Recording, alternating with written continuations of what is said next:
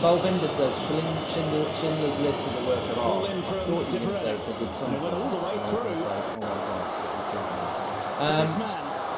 I've seen Schindler's List. I don't really think it's one of those films I'd ever revisit. Very, very important film. Marius Marin. Not one I'd revisit. I think there are some films I've watched that are good that I'll never watch again. Like, I've never watched Six. What are films that you really watch? If you're a Romania some of them might be obvious, but and very nearly getting there.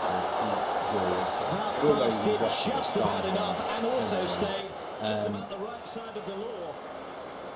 The Joker. When I'd watched that, I was like, yeah, it's good, I'll never watch it again. I found it quite hard to watch, but it was good, but I wouldn't watch it again.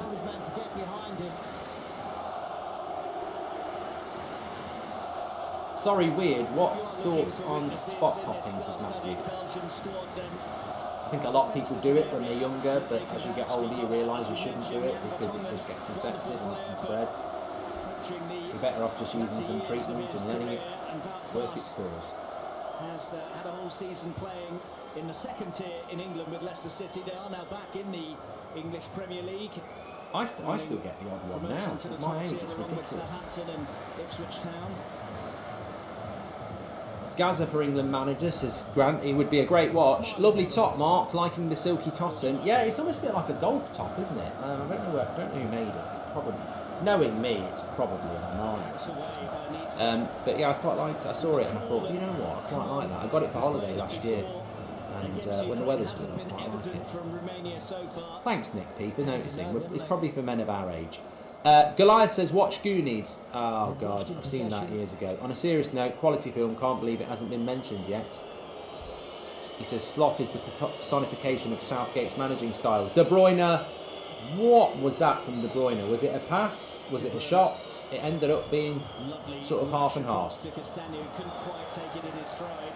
Watch Godzilla -1, it's a good movie, says Rob. Any new thing at United to complain about, says Premium? No, I don't really complain about things much. Was Donald Sutherland in Flatliners? His son was, Nick. Do you prefer Liam or Noel solo music? Oh, good ball, but the keeper's there again. I don't really listen to either. I think one or two songs by Liam I quite like and one or two by Noel, but I'm Oasis. I'm not really interested in the solo careers. Is Stones the best ever England centre-back, bar Bobby Moore, says Goldio?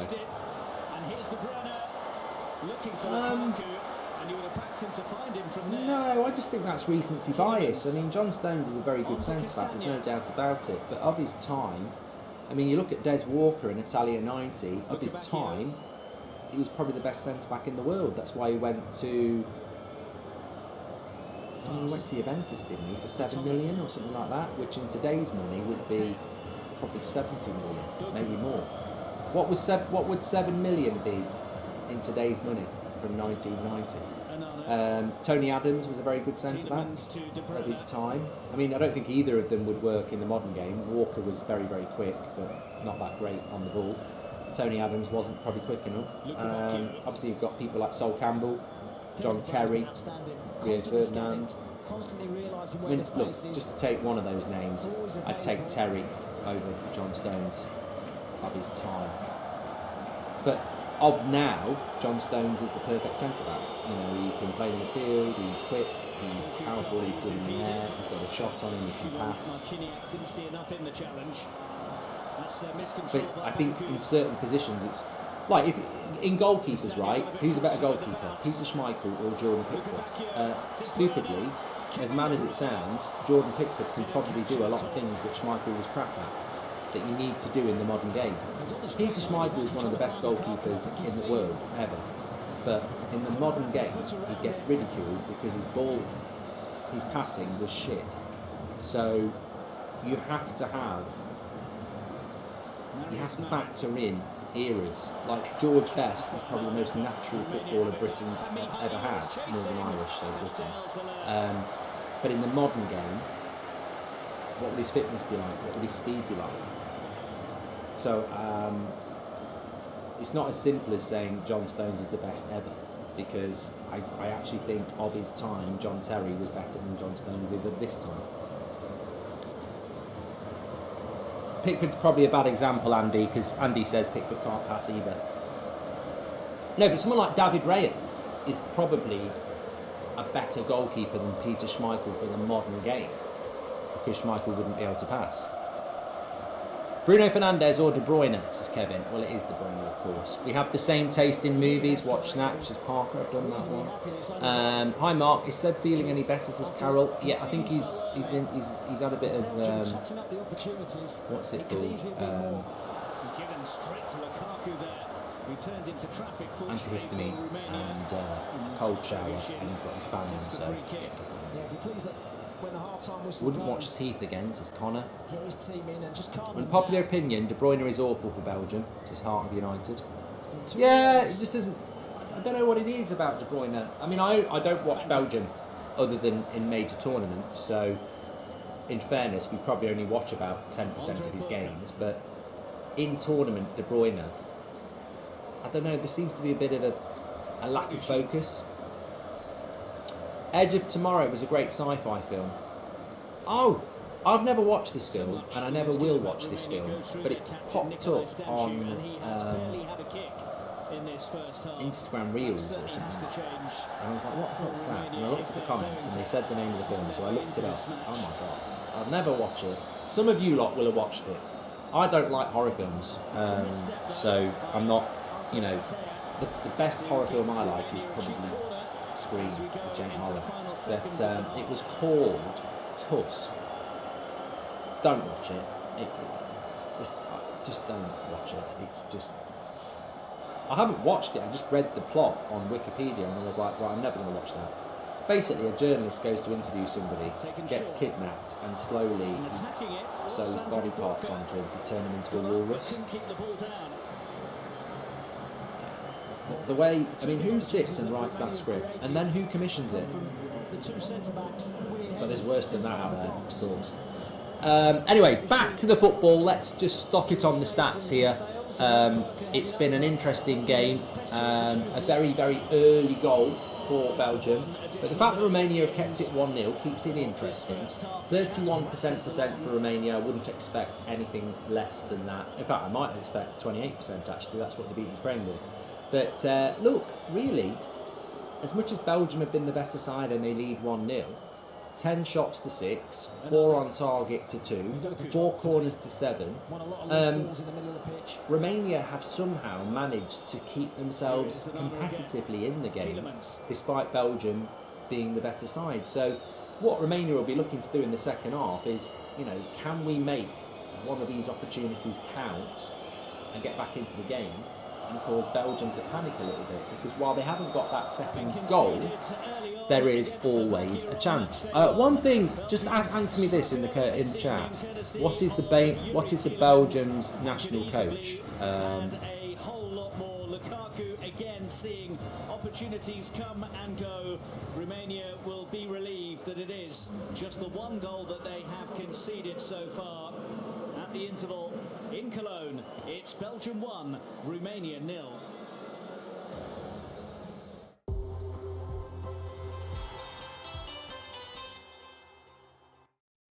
Iklan pop mie, start gitu-gitu aja. Pop mie, ransel, pop mie. Biar seru nggak terputus, pop mie dus. Topping cangkih sama gurihnya itu sob. Beuh, yuk sob, sikat pop mie. Seru terus kuy. Baru, Indomie rawon pedas mercon. Da, sunt moderator pe chat, Paul, dar nu au văzut probabil mesajul. Da, bine, atât timp când nu înjură, poate să strige, Paul, n-am o problemă. Lasă să strige, frate, oricum. Cât nu înjură, dacă nu înjură cineva, nu e o problemă. Băieți, nu uitați să apăsați și voi butonașul de like dacă nu l-ați apăsat. Avem pauză până la 11 fix, 10 minute. Cred că o să fie pauza, că au trecut deja câteva. 10, poate chiar 11 minute. Deci la 11 și un minut cred că va începe a doua repriză. Meciul nostru e cu Slovacia, cu Belgia nu ai șanse. Bă, Chip, într-adevăr, ăsta era un bonus să facem un rezultat pozitiv.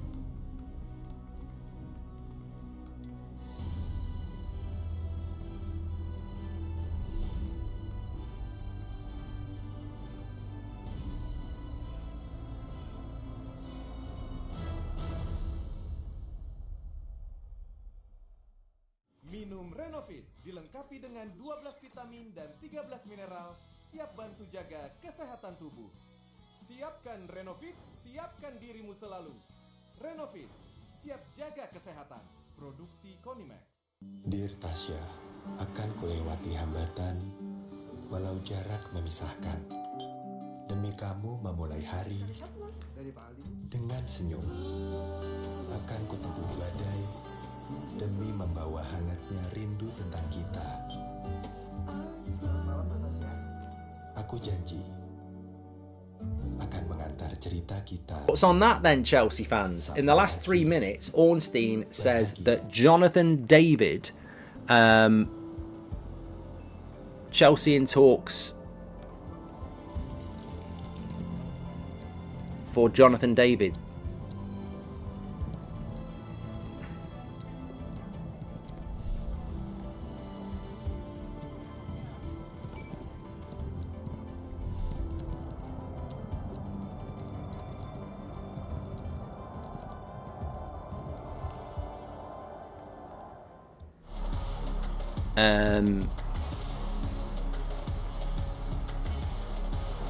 He's high among multiple Chelsea options. Contract runs out in 2025, so reasonable. I think it's an interesting deal.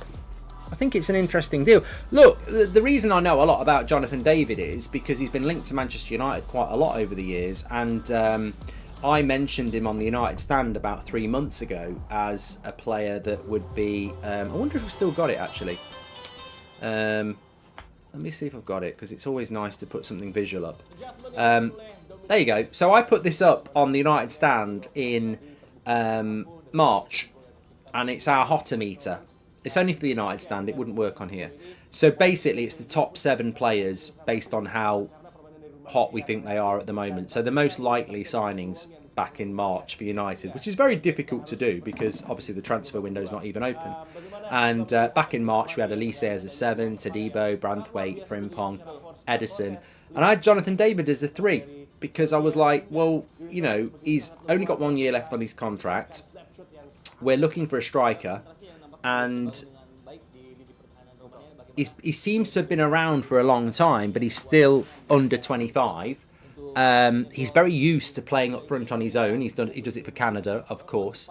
The only thing about Jonathan David is I think he's 5'10", which, you know, what does that mean? Martinez is 5'9", and he's a centre back, but he's not.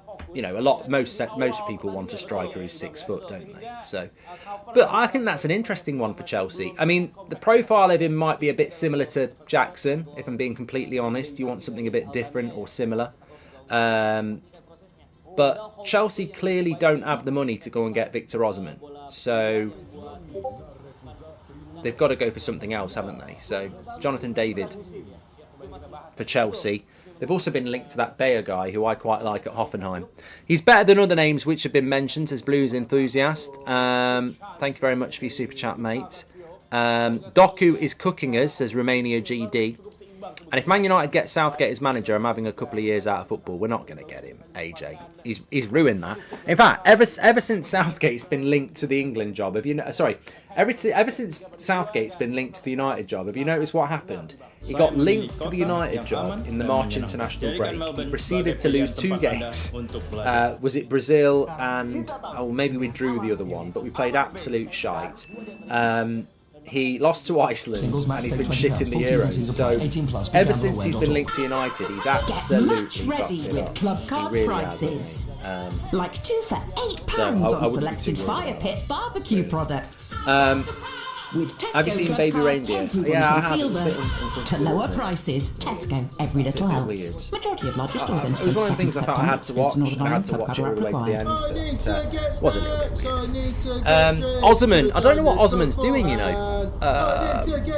I'm sure he said in February that he'd made his mind up what he was doing, and I thought he was going to go to Saudi. But maybe there's something, and this has gone very, very quickly. Very, very, very quiet on him. Adam in the car 1, hungry mates. Now, BP, I think the problem with here for Osman all of is life's that checks. he BP didn't have an Rewards card amazing will act season required. last For year for T's and C's, visit Napoli. PP Rewards He was code obviously UK. hot, Strength comes hotter from than the confidence, sun both on when and off the Napoli won the pitch. league And a year ago. confidence starts with That was when self-care. Osman Upgrade your basically game had with Dove Men Plus Care everything Advanced at his 72-hour feet, sweat and it was protection, like, anti-perspirant stay at Napoli for another year, deodorant, and Dove Men and then Plus he's done Care it. 24-hour they've nourishing not had a body good wash. season. Perfect for your And post-match shower. Now Napoli available still in new want eucalyptus £1 and million mint for it, long-lasting fresh I just fragrance. don't see Let confidence point last in with anybody Dove Men spending Plus £100 Care. million on Victor Proud Osman. I partners just of don't think UEFA anybody Euro needs to. 2024 Germany. I tell you I what, certainly Jet, don't it's think, been you know, some Arsenal want journey, a but striker, here they they won't are, do it. just moments Chelsea away are the from sort of whistle. club that should have done Absolutely, it. there's been And they twists, there's been probably should have done it turns, not last to mention year, that parking of the but bus. they didn't. But as They the spent clock it on other runs things, down, and I think they're going to they make won't it. have Goes the to money show to that you do that can now. really So handle I the don't pressure really when see your where tyres are Victor Osman performing. goes. Lemon Tree says overrated. I think he's a very good player. I just think his price is very prohibitive. Driving home for the match? Keep your tyres in peak condition. Book today at quickfit.com. Would you or rather? your local centre. No, not reading that. Quickfit, drive away happy Same every time. thing with Let's go live to Kvaratskhelia as hear well. about Says that Mother's Milk. winning goal. Yeah, look, The this is what I mean about absolutely time wild waits here. for no How man. on earth do you sum And I up your can say emotions that right now? because Amazing. we're talking A about hat-trick men, is just the best feeling ever. transfers. Is but it though? Time waits for nobody, and I was saying this on the United fan about Branthwaite. If he doesn't push for that move, and Everton push for a high price, and United walk away, maybe in a year's time you'll get that move to somebody else, or maybe you'll be stuck at Everton forever. You don't know. Sometimes, if you miss the boat, it isn't there to be taken next year. But for a lot of people, it is. You know, Haaland, the UK's you can wait around for a year if he needs to. He's always going to have offers. But I think for some players, the timing doesn't always match the opportunity. Like ships in the night, they just pass. And I think Official with broadcast of Osman, UEFA Euro a 2024. year ago, if he'd have been up for sale for £100 million, it would have been a buyer. But now, I don't think that buyer's there at the moment. He's probably ready to go. Napoli are ready to sell him. But the opportunities just aren't there. There's plenty of people who want him and want to strike him, but not at that price. On Talk Sport. And you know, you look at other clubs. Bayern Munich don't need let's him. They've look got again Kane. at all the latest Real odds, Madrid and thanks to Barcelona William don't Hill. need him or can't afford In him. the zone No on Premier League Talksport club with can William afford him. Hill. His only Prepare option is for PSG, greatness but with I wouldn't William Hill. advise PSG to do that. Well, obviously after a first I don't think half that's a like good that, deal the for odds are PSG. all slewed in one I really don't. direction. They might You do may it, know but better. Belgium, I don't think having an leading out-and-out 1-0 striker at for half-time, PSG they're is what they 9-1 need. on to win the game. For 100 million quid. Romania are I think they need 28-1. I think they need Marcus against Rashford, winning the game. to be And the honest. draw is a very juicy And I'm not just saying that, I 13-2, actually think Marcus and Romelu Rashford, Lukaku, it's a new who scored so club, much like before the match PSG, started, would be, to score a second it goal. would work He really is well. 10-3. That's all thanks to William Hill. Terms and Maybe they'll go conditions for apply. Leao, It's 18 but plus. I think that's what they need. Gambleaware.org. Woo! England are playing on Tuesday, and it's going to be 24 degrees at 1 o'clock, clear sun. Hot, hot, hot. Yeah, here's an And extra England are little playing on the nugget for you evening. now. Earlier today, Portugal In fact, it's gonna be quite qualified hot for in the knockout UK this stages. week. 26 by degrees on beating Monday. Turkey 3-0. 26 degrees on Top Group Tuesday. F with a 25 match in degrees hand. on Wednesday. After the game, TalkSport's Andy Brassel spoke Bit of rain to on Portugal Thursday. midfielder Ruben Neves. Friday. Ruben, really well played. You guys have probably played the best out of all the favourites so far. You must be really confident after these two really good performances. We'll have a bit of that. What's it going to be like in Germany? We're in Germany, aren't we? We Berlin. know the quality we have in our squad. Oh, we know what hot. we are capable of doing here. So 26, we are working 30 a lot degrees to on give, Wednesday, to 31 give this degrees kind on of performances Thursday. to the Portuguese people, and we are very happy for this. And how much of an advantage is You it want- for you you want to a bit have of- that you want a bit of experience in sun the for the dressing room with Cristiano and Pepe, who both played great today as well. They can still do it on the pitch too. 24 Well, it's degrees is not unbelievable hot, to says have Johnny. It players is like in the UK, Cristiano, mate. We've players had like a Pepe to help really us on the pitch. They are used to dodgy play these tournaments. summer I think so it's far. the sixth tournament for Cristiano Euros, the fifth A for mixed Pepe. bag. So I think we are lucky Watkins to or have them with Tony, us says and to Mother's help Milk us for a poll. on the Well, pitch and outside Potter the has pitch as well, beaten of course. Pochettino for And the how's it England for job, you coming back 53% from to Saudi Arabia, where you're playing 47%. your football now, I'm and now getting going to together with all your do old Tony teammates again? versus Watkins. Well, it's fantastic. I don't feel any kind of difference between me Either and the or. other players. I feel very What do you have for confident. I tea, feel Mark? Oh, mate, very well I'm glad physically someone as well. asked. I wouldn't So have remembered to say it myself. I don't know why I'm rubbing my boob. Well, I haven't got a boob. Mine are quite perked. It's this top, like Nick P says, because it's quite shiny, it's quite nice to rub around your chest. It's my chest, it's not assault. Lasagna. Lasagna. The king of kings. Yes. and I didn't make it. And I can make a good lasagna. I can make a good lasagna, but Mrs. Goldbridge made the lasagna, and she uses different ingredients to me, and it's always, I always find cooking better when you haven't made it, unless it's my mate Jim's. He couldn't cook a piece of toast, but it was lovely. Right, we're ready to go for the second half.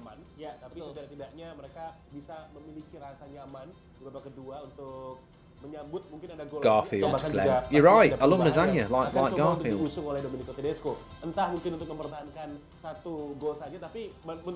What do you have with your lasagna? I used to have like garlic bread, but I'm off all that shit now. So I just had a salad and some coleslaw. It was very nice. What was the camera doing there? It just shot to a tunnel.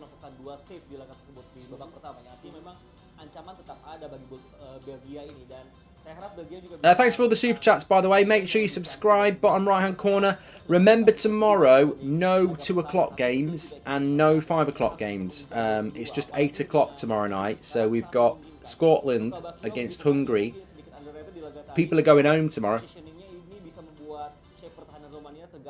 Poland are already going home, aren't they? But we actually will see people going home tomorrow. Early shot for Romania, straight at the keeper. One thing I will say about Romania is that when they get a chance to shoot, they do, and they tend to be, you know, on target. Flank yang punya karakteristik berbeda. Ya, tetapi juga satu hal yang perlu dicermati adalah decision akhir.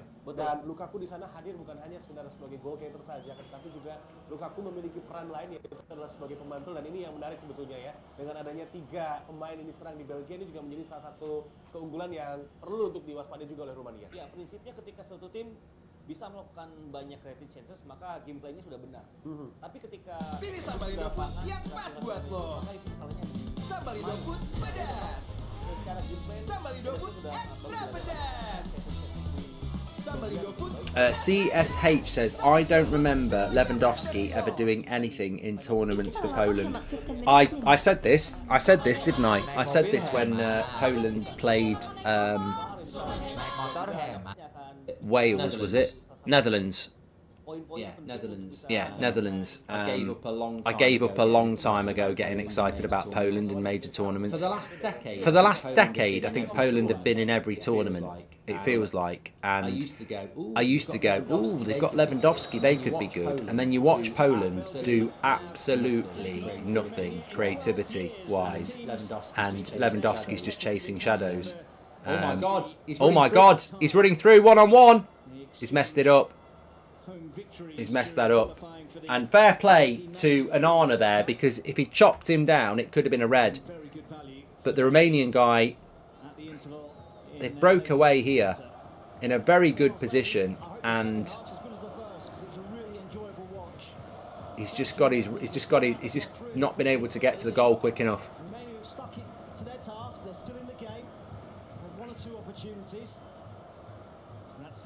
Had a good start, Romania, though. Yeah, but yeah, Lewandowski, he just gets... Look, Man United fans, you'll know. If you've got a striker with no service, what good are they? And he just doesn't get any service. If your best player in your team's if you're a country, here's a question for you. If you're a country and you can have a bang average team and one world-class player. No, in fact, let me rephrase that, right? You are a team like Poland where you're good enough to get to a tournament, but you know, you're just an average national team. You are good enough to qualify, but when you get there, you're nowhere near as good as like France or anything like that. You're just an average team. But you can have one world-class player. What position would you pick that world-class player to be? So Poland have... Pemirsa, teko ini pasar berapa? 7 perak. Jadi pemirsa, teko ini sangat unik, harganya murah. Ongkir kena piring? Aduh, berapa ya? 10 perak. Ke Klaten berapanya? Terimanya? Nggak zaman ribet mikir ongkir. Biar ongkir kita yang pikir. Pakai Lion Parcel COD ongkir. Bayar ongkir saat sampai. Jualan nyaman, pakai Lion Parcel COD ongkir. Bayar ongkir saat sampai. Oh yeah, Lion Parcel COD ongkir aja. Look at Oblak. Oblak's a good goalkeeper. Does it make any difference? You can't stop the unstoppable. If they're centre back, again, they're only going to really help you out defensively. If they're up front, they're reliant on service. If they're on the wing, again, like, you can get boxed in because everybody knows that's where you are. They can double up on you. So, fullback, you're out of the game. I think midfielder. If you're Poland and you've got a Kimmich or a Bellingham or a Rice, you know, I think it makes a big difference. Or a Modric. England will win 3-0 against Slovenia with all the criticism. Funnily, they will go back being shit in the knockouts. I've read the script many times. Akil, absolutely. Here's Doku into the box. Good cross. And, well, it wasn't a good cross. It's gone over the keeper and over Lukaku. I think you're absolutely right, Akil. I think England will beat Slovenia. And they'll bounce back. I should get clipped up for that little bit about what one world-class player would you put in a Polish side or an average team, because I think it's a really intellectual point that should have been kept for the podcast. Really sad, actually. Really sad. I'm going to tell you something sad here, and it is true. It's only football related, don't worry, you're not going to need your tissues.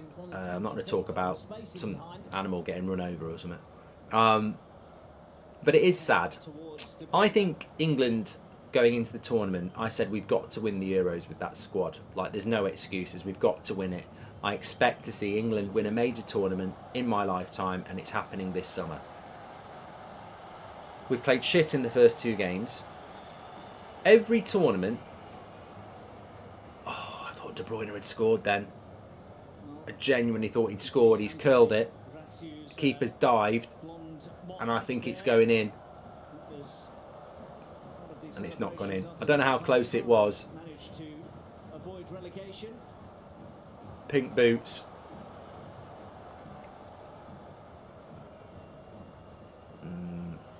It's not that close, to be fair. So basically Belgium with Kevin De Bruyne with one world-class player. Yeah, but they've got some other good players, Raymond. Norway, Odegaard, Haaland, and still don't qualify, says Blake. Yeah, but that's not what I said, Blake. I said a team like Poland who are good enough to qualify, but you can only have one world. Norway aren't good enough to qualify. I think Bale proves it should be a winger, says C. Are you going to ever do a Red Dead Redemption story mode? I can't, Will, because I lost my save and I was about 60% through the game. Anyway, let me go back to my sad point. So, I've gone into this tournament for months saying England are going to win the Euros because we've got so many good players. We've been shit in the Euros so far. Very underwhelming. But, normally, even though I've been wearing my England shirt, normally, by now, I've listened to World in Motion, Three Lions, because I love them. I love them songs. I haven't had the urge or desire to listen to them once yet. And that worries me. Sanjay says you said it last night. Well, I'm saying it again, Sanjay. I'm saying it again. Maybe in the last 24 hours I had listened to it. Maybe I'd woke up this morning and gone, you know what? I want to put Three Lions on. I haven't listened to them at all. And that worries me. Because the only time you can listen to those songs is in a major tournament, which we are in. And I always do. And I haven't put them on. And that's because subconsciously my mind is saying, don't waste your time.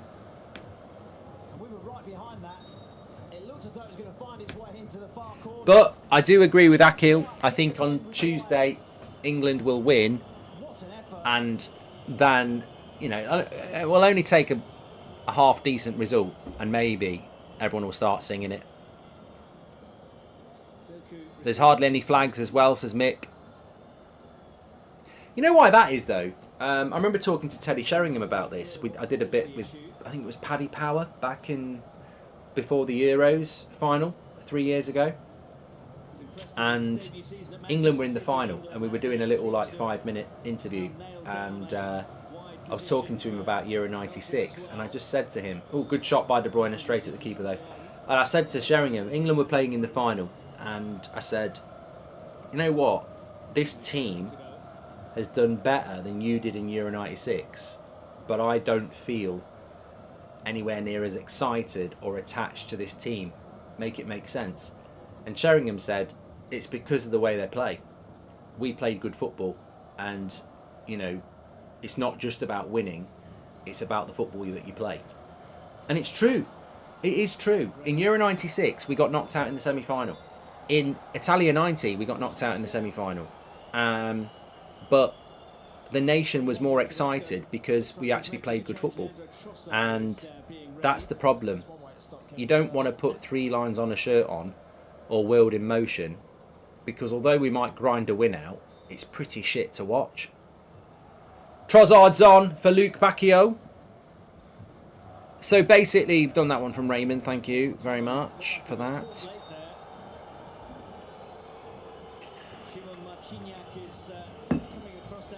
Kevin says that's always a Dutch debate: win or play good. Well, it's not. They're not mutually exclusive, are they? You should be able to do both.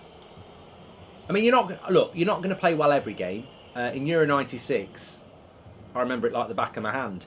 We were amazing against Netherlands in the group stage. We were really good against Germany in the semi-final. Scotland was a good game in the group stage. But opening game, Switzerland wasn't that good. And the quarter-final against Spain went to penalties. We weren't that good in that. So you don't have to play well every game, but there has to be an intention to play well. And that's the problem. Hopefully we don't get to 100 years of hurt. It doesn't quite fit the syllables of 3 lines. Also, we'll probably be dead. Well, it's 60 years in 2 years' time. So in 42 years, it'll be 100. I don't think I'll see that.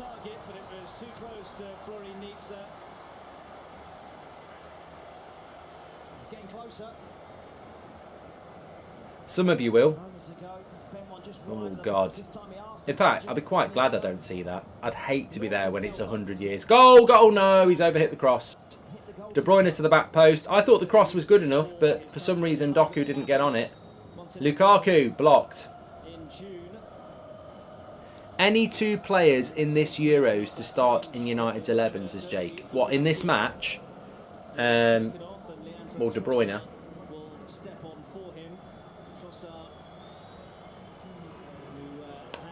De Bruyne and...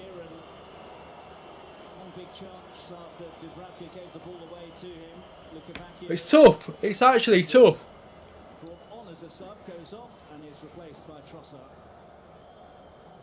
I suppose Doku would start, maybe.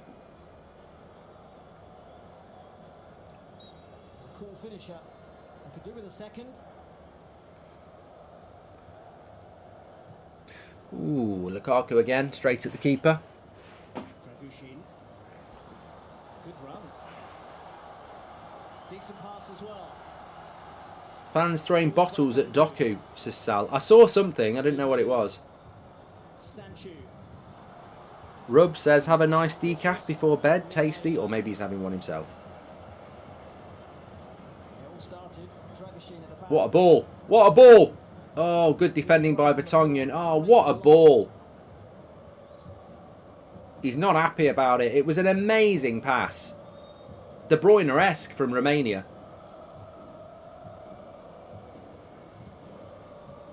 Oh, again. I tell you what, Romania have knocked on the door, and in the final third, I've been quite impressed with them. Banged away by Castells. Lukaku rises. Comes to Doku. Tea had made the run to his left. Have another stretch, everyone. Statue.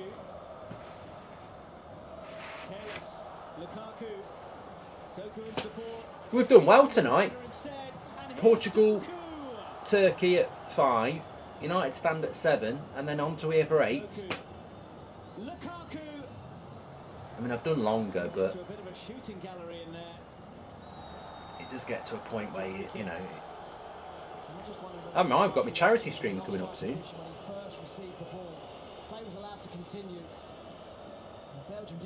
Well, I say soon. It's November. It's not soon, is it? We do have a free kick though. A foul on Tielemans. Sanjay says, Goldbridge, you get annoyed very easily. No, I don't. No, I don't. What are you talking about, Sanjay? I don't know. You know what it is, Sanjay? I just don't think sarcasm travels. I just don't think some people understand sarcasm. Oh. I tell you what. Look at the chart. 14 shots for Belgium, 9 for Romania. This has been a good game. I know some people are struggling with international tournament fatigue, but Euros fatigue. But it actually has been a good game. It's been very open. Belgium still bossing it, but you do feel there is a bit more about Romania, and they might be in business here. Vertonghen though across to seal for Atsu.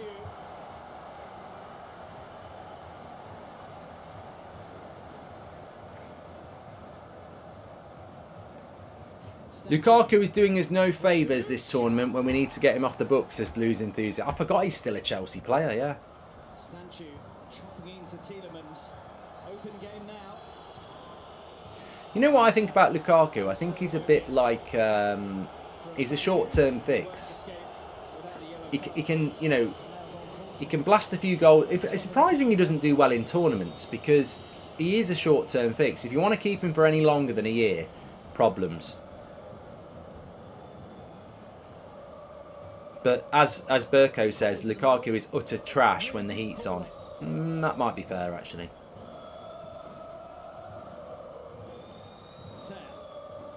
Flat track bully.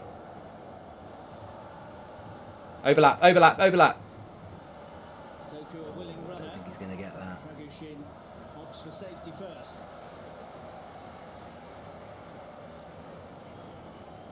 Next goal's key in this game, isn't it? Here we go. Oh, you'd be shitting yourself now. He's all on his own against Doku.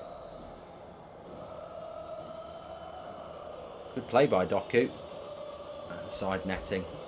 In football terms, how did you feel when you opened the door to your World Cup after the watch along?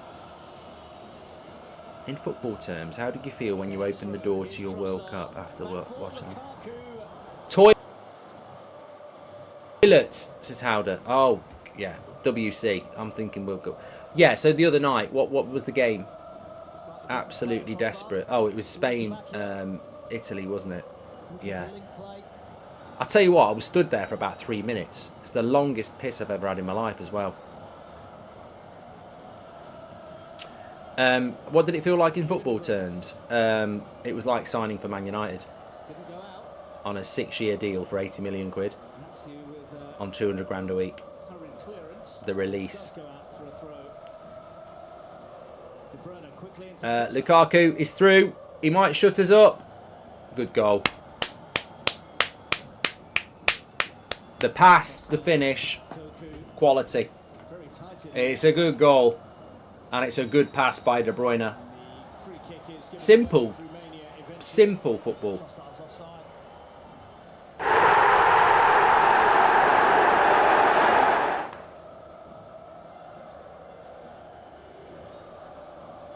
I feel bad for Romania because I just think for a team that doesn't have the sheer quality that Belgium have, they've given a good account of themselves and they have created chances.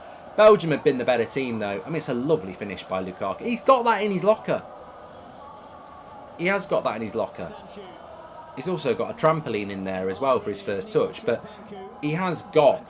We were literally just talking about him a couple of minutes ago. In the big games, does he have that, expert? It's offside! I take all that back. That looked well on to me. I genuinely thought that looked on. Maris Marin has got to sacrifice himself. Well, He's basically got to stand on Kevin De Bruyne. take it back. Because every time he gets the ball, he sets Belgium on their way. Played Doku in. Take it back. I mean, look, it was a good finish. He's marginally offside. But he has got that in his locker, that ability to score goals. But I don't think he does it enough consistently in the big games. 3 offsides for Lukaku now. Ooh, could have been a handball there. Would have already put this game to bed. Tielemans. De Bruyne. Lukaku wants it through the middle. The thing about that handball there is, in Italy, that would be a handball. So I was sort of like, in the Premier League, it wouldn't be a handball, but in Italy, they would probably give that as a handball.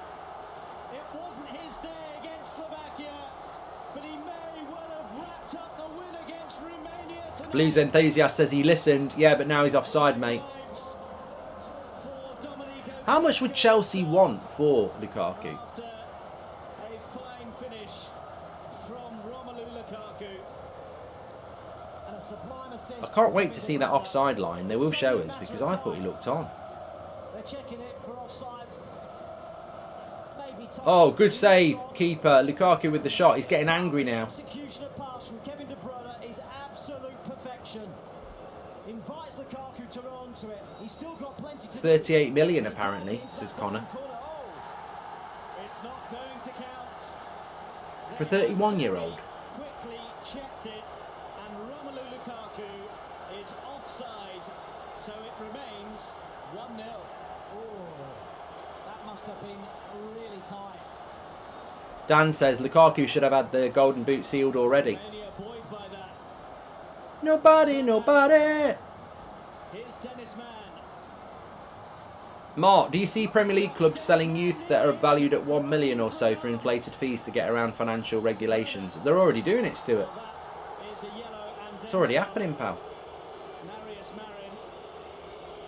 Chelsea just bought a player from Villa, or the other way round, for 19 million. He's only played 5 Premier League games. I mean, what's that all about?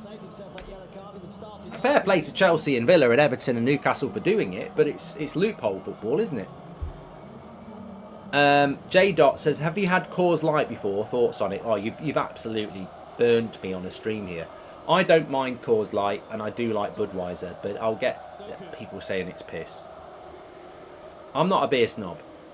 I'll tell you what I like. I love a Heineken. Can't really get Heineken in England on tap, but Hairy Lemon has it, and you might have noticed them actually. I've got my Heineken glasses there, but it's hard to get it on tap. But I do like a Heineken. Lukaku can't catch a break. Romania, please. Oh, what a save. What a save. What a chance. What a save. This game has been brilliant. I've really enjoyed it.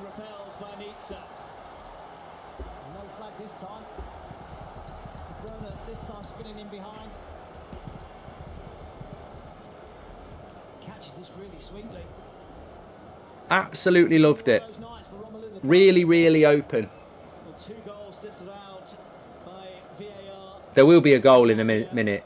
Both teams are really going for it. He should have passed that, says Sal. Well, Ronaldo would. Doku cleared away. Trossard's interested in this. Instant control from him. We still haven't seen the graphic for the Lukaku offside yet, have we? Here it is. Oh my God. That is tight. I tell you what, it's a good job they've got that technology, because that is a toe offside.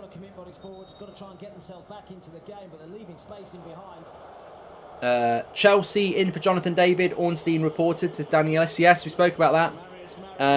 Genuine backed Lukaku for golden boot, says Robert, and he knows what he's on about, Robert McCormack. So, you know, he must be pissed off because the margins are slim.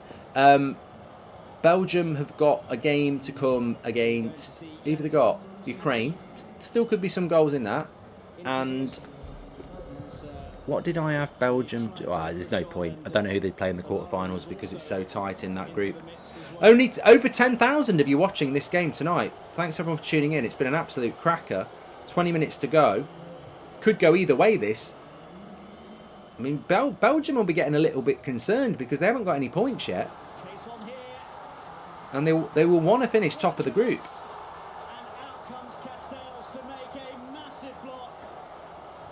At some point, they might actually have to start thinking about holding on to the lead. Make sure you subscribe, by the way, bottom right-hand corner, every watch-along on the Euros being done. We must be halfway through games by now. Has anyone figured that out? I know there's still another 3 weeks of the tournament left. 3 weeks tomorrow till the final. But the games slow down a little bit in their frequency now.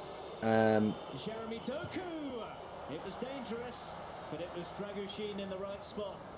Can't take your eyes off this. We're not halfway through yet, says Jordan. No, I suppose you've got 8 games. 8, 12, 14, 15. There's 15 knockout games, and we've still got... Oh yeah, we've still got another... How close was it? It's fractions, isn't it? Scotland game's halfway, says MKF. So close. I thought he timed his run. We're on game 23 of 51, says SG. Another celebration curtailed. And Tiao says that Romania have done surprisingly well. They have. Against Slovakia, but at the moment, Belgium do still have the lead. Dennis Mann almost. They're going to make a couple of subs here as well. Tillemans. It's amazing that the only goal of the game was scored in the first 2 minutes. There's just been so many more chances than that. Sorry, there was a super chat I didn't read from ages ago, and I just need to go back to it.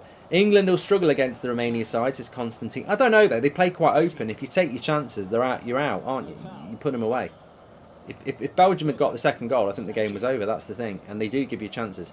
Who would win in a boxing match between Piers Morgan or Farage? I thought it was going to be me. I'd batter both of them. In fact, those two together against me, easy work. In football terms, we've done that one from Will. Thank you very much for that, Will Banbury. Farage or Morgan? Morgan's probably younger and he's heavier as well, isn't he? I'm talking about weight for punching. Hi, Mark. How's the book ordering going, says Chris. That was the one I was going to talk about. If you want to pre-order the book, by the way, let me just pause that. Scan the QR code. It will give you the list of where you can get them from. There's signed copies. If you're worldwide, you can get it off Amazon. And the Audible's there as well. There's also a competition to enter. We've got some prizes to give away, which are pretty cool. A pint in the Goldbridge Arms. I think we're going to give that away to a few people, actually. And, yeah, check it out. But if you don't know about the book, here it is. I'm going to be reading on the build-up to its release, which is next month. I'm going to be reading some excerpts from it and stuff over the next couple of weeks or so. So keep your eyes and ears out. But that's my book, Football According to Mark Goldbridge. Get in. It's coming out very soon. Very excited about it. Yeah, you can pre-order it through the QR code there. That might give Belgium the chance to make these changes. What is your Mount Rushmore for supervillains, says Howder? Oh, mate, I've been streaming for 5 hours. Don't give the brain anything that's too difficult. What sort of villains? If we're just going for TV villains, I'll put Darth Vader on there because he's a shit. I'm sorry, there's no redemption for killing a load of kids. And he massacred them. Did you see the CCTV? Because Obi-Wan showed us. There's just no excuse for that. Who else? Villain. Come on, give me some ideas. Anthony Taylor. Yeah. Darth Vader, Anthony Taylor, Michael Oliver and Howard Webb. Yeah. Do you think Italy will beat Croatia? I think there's some crack. Look, you know, we have a laugh, we have a bit of banter, and we have a good time. But seriously, I just love the football. You know, that's why we do this channel. That's why I do the podcast. That's why I've written the book. I love football, and that's the book is all about, you know, different types of fans, the journey of football, you know, how you pick your team. Check the book out. But look, I love football. And when you look at this Euros now, we've had some amazing games, and it's just going to get so much better now. Because we're basically going into knockout football from tomorrow. Like, we've had games that are thinking, oh, they're not going to do well, or they're going to do well. But there's no room for error anymore. People are packing their bags from tomorrow night.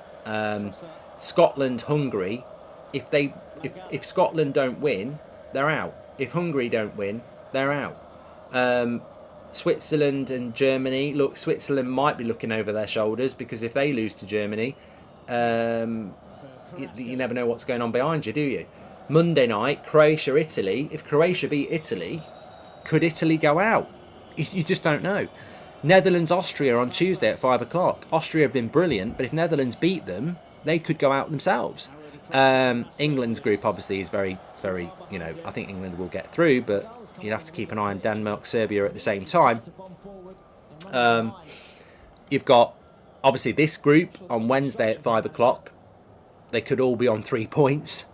And then Czech Republic, Turkey at 8 o'clock on Wednesday. So there's just every game, every day now is going to be knockout. And then after that, it's knockout anyway. Marathon, the worst films for a day, or watch boring Southgate football for a day, says Alex. I'd rather watch the worst films. Read us the first lines of the book, says Jake. I probably can do that, actually. Can't wait to read your book, and if it's good, I'll definitely do an erotic fiction book based and inspired off it with erotic fam art, says Danny Bravo. Thank you very much for that. Let me just see, without having to get up again, I probably can read you over Ukraine, but that was from closer than that. Hugely ambitious. a little excerpt. They've just made a sub here. You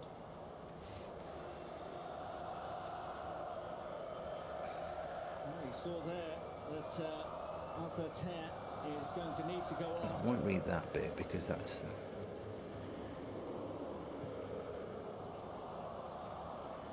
Oh, this is my edited version. I don't want to read the red bits. And Carrasco was interested. Hadji. Let me find something that's not edited. Still so much jeopardy in this game. 15 minutes to go. Not too much on it for Andre Ratsu. I better not read that. I'll get sued. Blue hair dye on because of his speed. Sonic the Hedgehog, the video game character, the blue animal. That's the reason that he's got that mop of blue, but he's not speedy enough to keep that ball in. I need to find the unedited draft here. 13 minutes to go in the game. Okay, well, Zeno Debast is going to be the replacement for Ter as and when they can get the ball out of play.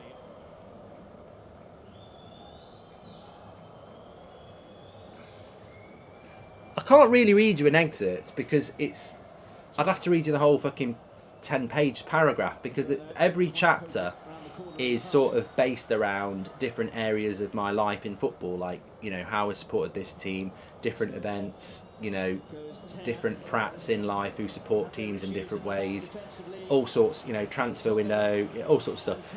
Chapter 6 is called Prime Carlton Palmer. I know what that's all about.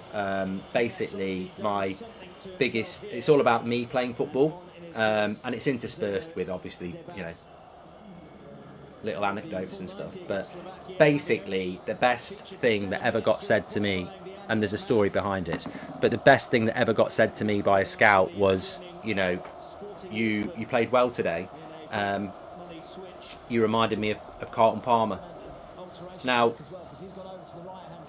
to this day, I don't really know whether that was a compliment or a piss take, but I thought I'd played really well in the game. We had 9 men. We were in a cup semi-final. I was 15, and we'd had 2 men sent off. It was an absolute mud bath, and I was playing at goal. That's it. De Bruyne. That'll be the game. And it's a shame for Romania because it's just a long ball over the top and De Bruyne has just got in. Simple as. In the Lukaku position. Up front. Keeper's gone down. I don't think that's going to make any difference to the proceedings. It's just a long ball over the top. Weird. A weird goal to concede this. It's... reminds me of England against Germany in 2010. I mean, it's a long ball from the keeper. Yeah, he's got injured on the follow through, but it's not going to not be a goal. Yeah, Romania will be very, very, very, very, very frustrated with that. I don't think this one's offside. Some people are saying offside, but I'm looking when the goalkeeper kicks it, and he looks like he's onside. But then again, you never know. You never know. Romania have made a couple of subs. Tom says, brilliant from De Bruyne, he's world class.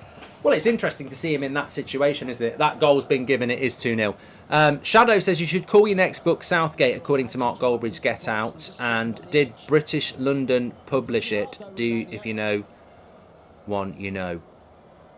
Says Chris. And how many Howder says, how many languages will your book be translated to? And please do not read the end. We'll not know who the killer is.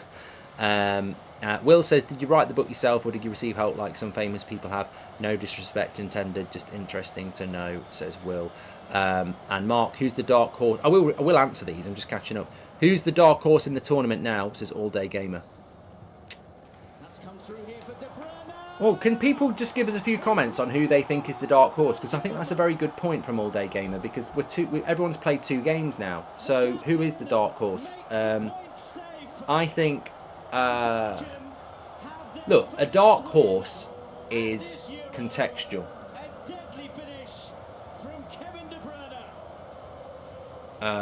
If Austria gets the quarterfinals, that's dark horse done. If Turkey gets the semi-finals, dark horse done. If Netherlands win it, dark horse done. So I think it's always contextual, really.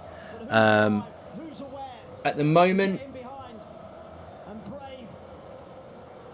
I still think Austria potentially, Switzerland potentially. What a goal. Oh no. Should have shot. Tried to pass to Lukaku. Still 2-0. Yeah, Austria potentially, Switzerland potentially. And I still think Turkey could do well, actually. Outside, dark horse who could win it. I'd probably say England now. I think we're becoming a bit of a dark horse, aren't we? Even though we should win it. What about Belgium? Look, keep your eye on Belgium. I need to see him again against Ukraine. Can't wait to read your book, says Donny. Let me just catch up. Do you watch The Boys, Mark? I really think you're a Poundland version of Huey from The Boys. Who in the chat agrees? Mark, Huey, Boys, Bridge, says Angel. Thank you very much. Whoa. We've done that one. Read as the first line of books. Can't wait to read your book. Marathon, the worst films. Hi, Mark. Please rank Apple Crumble versus Pie versus Tart. Bench Tart. Sorry, start Pie, bench Tart, sell Crumble. Will, did you write the book yourself, or did you receive help like some famous people have? No disrespect intended, just interested to know. Yeah, I never would have been able to write the book on my own. So what I did, what we did, was a very collaborative period over last year, doing multiple Q&As and interviews, and then I spent about 3 weeks over Christmas with the finished draft, and then basically went through it and changed everything I wasn't happy with that didn't fit my voice. So it wasn't. Yeah, I think what you're trying to say was it shadow written? No, it was. I was very involved in it. I just wouldn't have the experience to completely write a book from start to finish. So it was all mainly done on audio interviews over a few months, then a draft was formed, and then when the draft was formed, I spent a few weeks just reading over it, changing stuff. So it's a longer process, but I just think it ended up being a better solution. Go, go, go! Oh, penalty! No. Romania deserve a goal. For the love of God, score. No. Greece has won more Euros than England, says Constantine. Yeah. We've won more World Cups. I can't believe I'm getting into an argument with Greek. I mean, that's what Southgate's done to England. We're getting into arguments with Greece about football.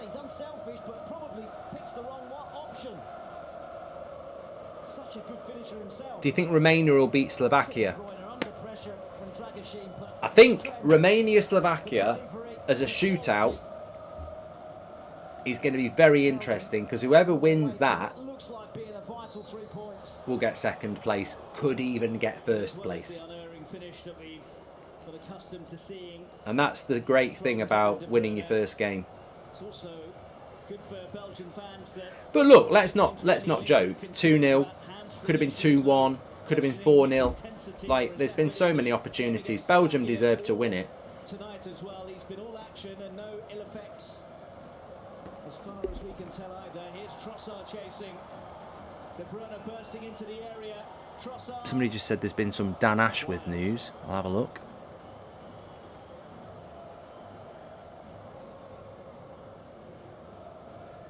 He's doing his best to feed Lukaku.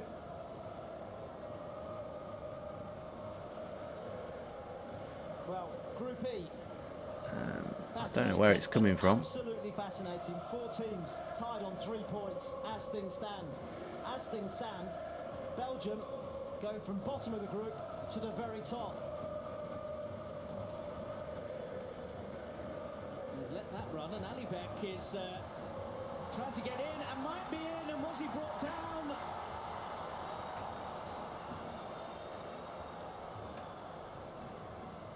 Towards Alibek again.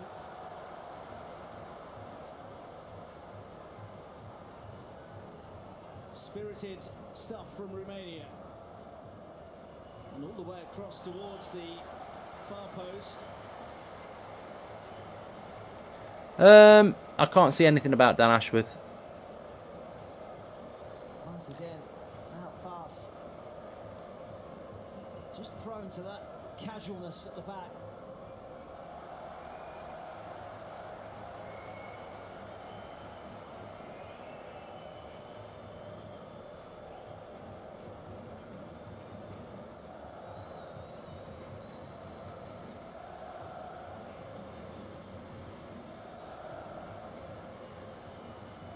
I've just watched an amazing thing on X, the evolution of fashion across 1,000 years. Kept out by Burka. Well, he's been really effective, Trossard, since he's come on, but he's just picked the wrong option every time he's got into the box. Carrasco had made a brilliant run. He just didn't see him. I think he's trying to go for goal himself, but Carrasco was on at the far post.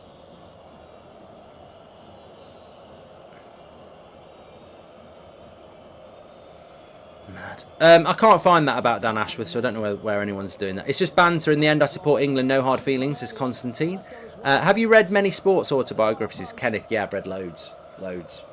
Yeah, I used to love them. I used to go on holiday in my 20s to, like, Mallorca or something, out at night, and then in the day, I'd be just sat by the pool, reading a book, having a beer. Loved it. At 6 o'clock, and at the same time, Slovakia take on Lukaku. He'd love a goal, and he might just get one. Oh, great save by the keeper. I mean, I've got to say, as much as people take the piss out of Lukaku, he easily could have had 6 goals in this tournament so far. It's not been bad finishing. It's been offside and good saves. Both sides going at it. Watchful with Romania can come out of this game with real pride. They've shown real dedication and endeavour and hard work. and they've got to freshen themselves up for Slovakia, because I think that's going to be an absolute banger of a game. Love your content, Mark, says Chris. Thank you very much, pal. Thanks for your super chat, legend. Sonic's coming off.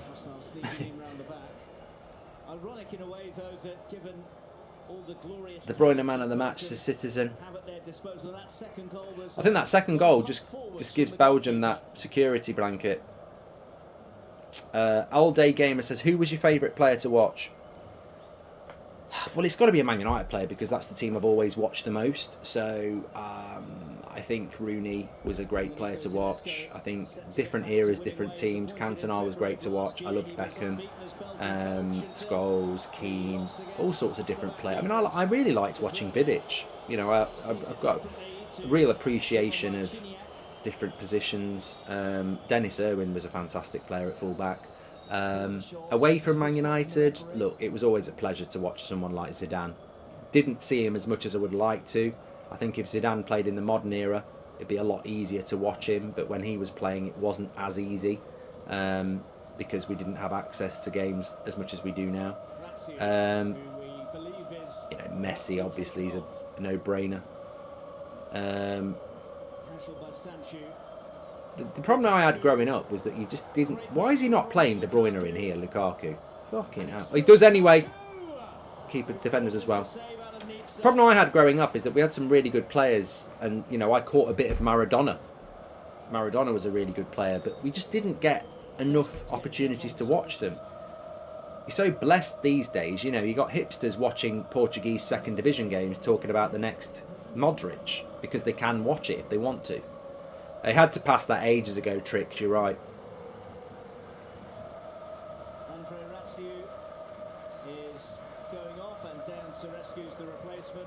Ben says Lukaku's had a rarely good game. I like what you said. I don't know whether that was done on purpose. I like that. He's had a rarely good game. Like, he's had a really good game, but it's rare. I think this has been a good game. I mean, we've had a good Saturday night chat back and forth, but I also think it's been a really good game. It's been, I mean, I don't know what my favourite game of the tournament is. I thought Georgia-Portugal was good. What's been your favourite game of the tournament, actually? But this would definitely be in my top 5. I've enjoyed it. I think it's been... I mean, it's been so many shots, and that's always the sign of a good game. I mean, we've had 33 shots, 13 for Romania, 20 for Belgium, and we've had 14 on target. I think it's been a really good game. That's what you want. That's how the group looks, though. Bloody hell. I wouldn't say this was the group of death. I think this was always the group of, you thought Belgium would walk it and who comes second. But the fact that they've all beat each other, I mean, that's wide open on Friday, on Tuesday, on Wednesday, isn't it? 5 o'clock on Wednesday.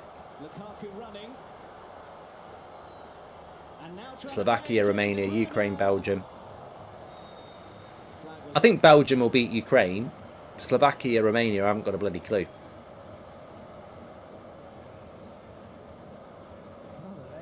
Can we get an Olympic breakdancing watch-along, says 100T Frankie.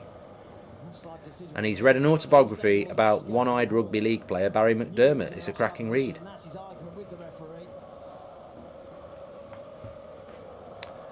Poland-Australia. Poland-Austria was a good game. You're right, Paul, yes. Georgia-Turkey, says the amazing Crapo.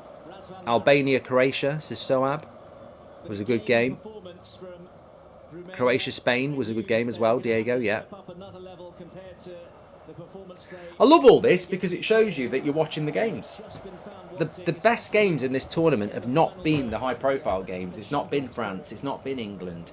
It's not been Portugal. You know, I think Germany have been good, but the opposition, Hungary and Scotland, haven't. So it's been a bit one-sided, hasn't it? The best games are always the ones that have been, you know, like this one. Romania have been in the game. They've played the game.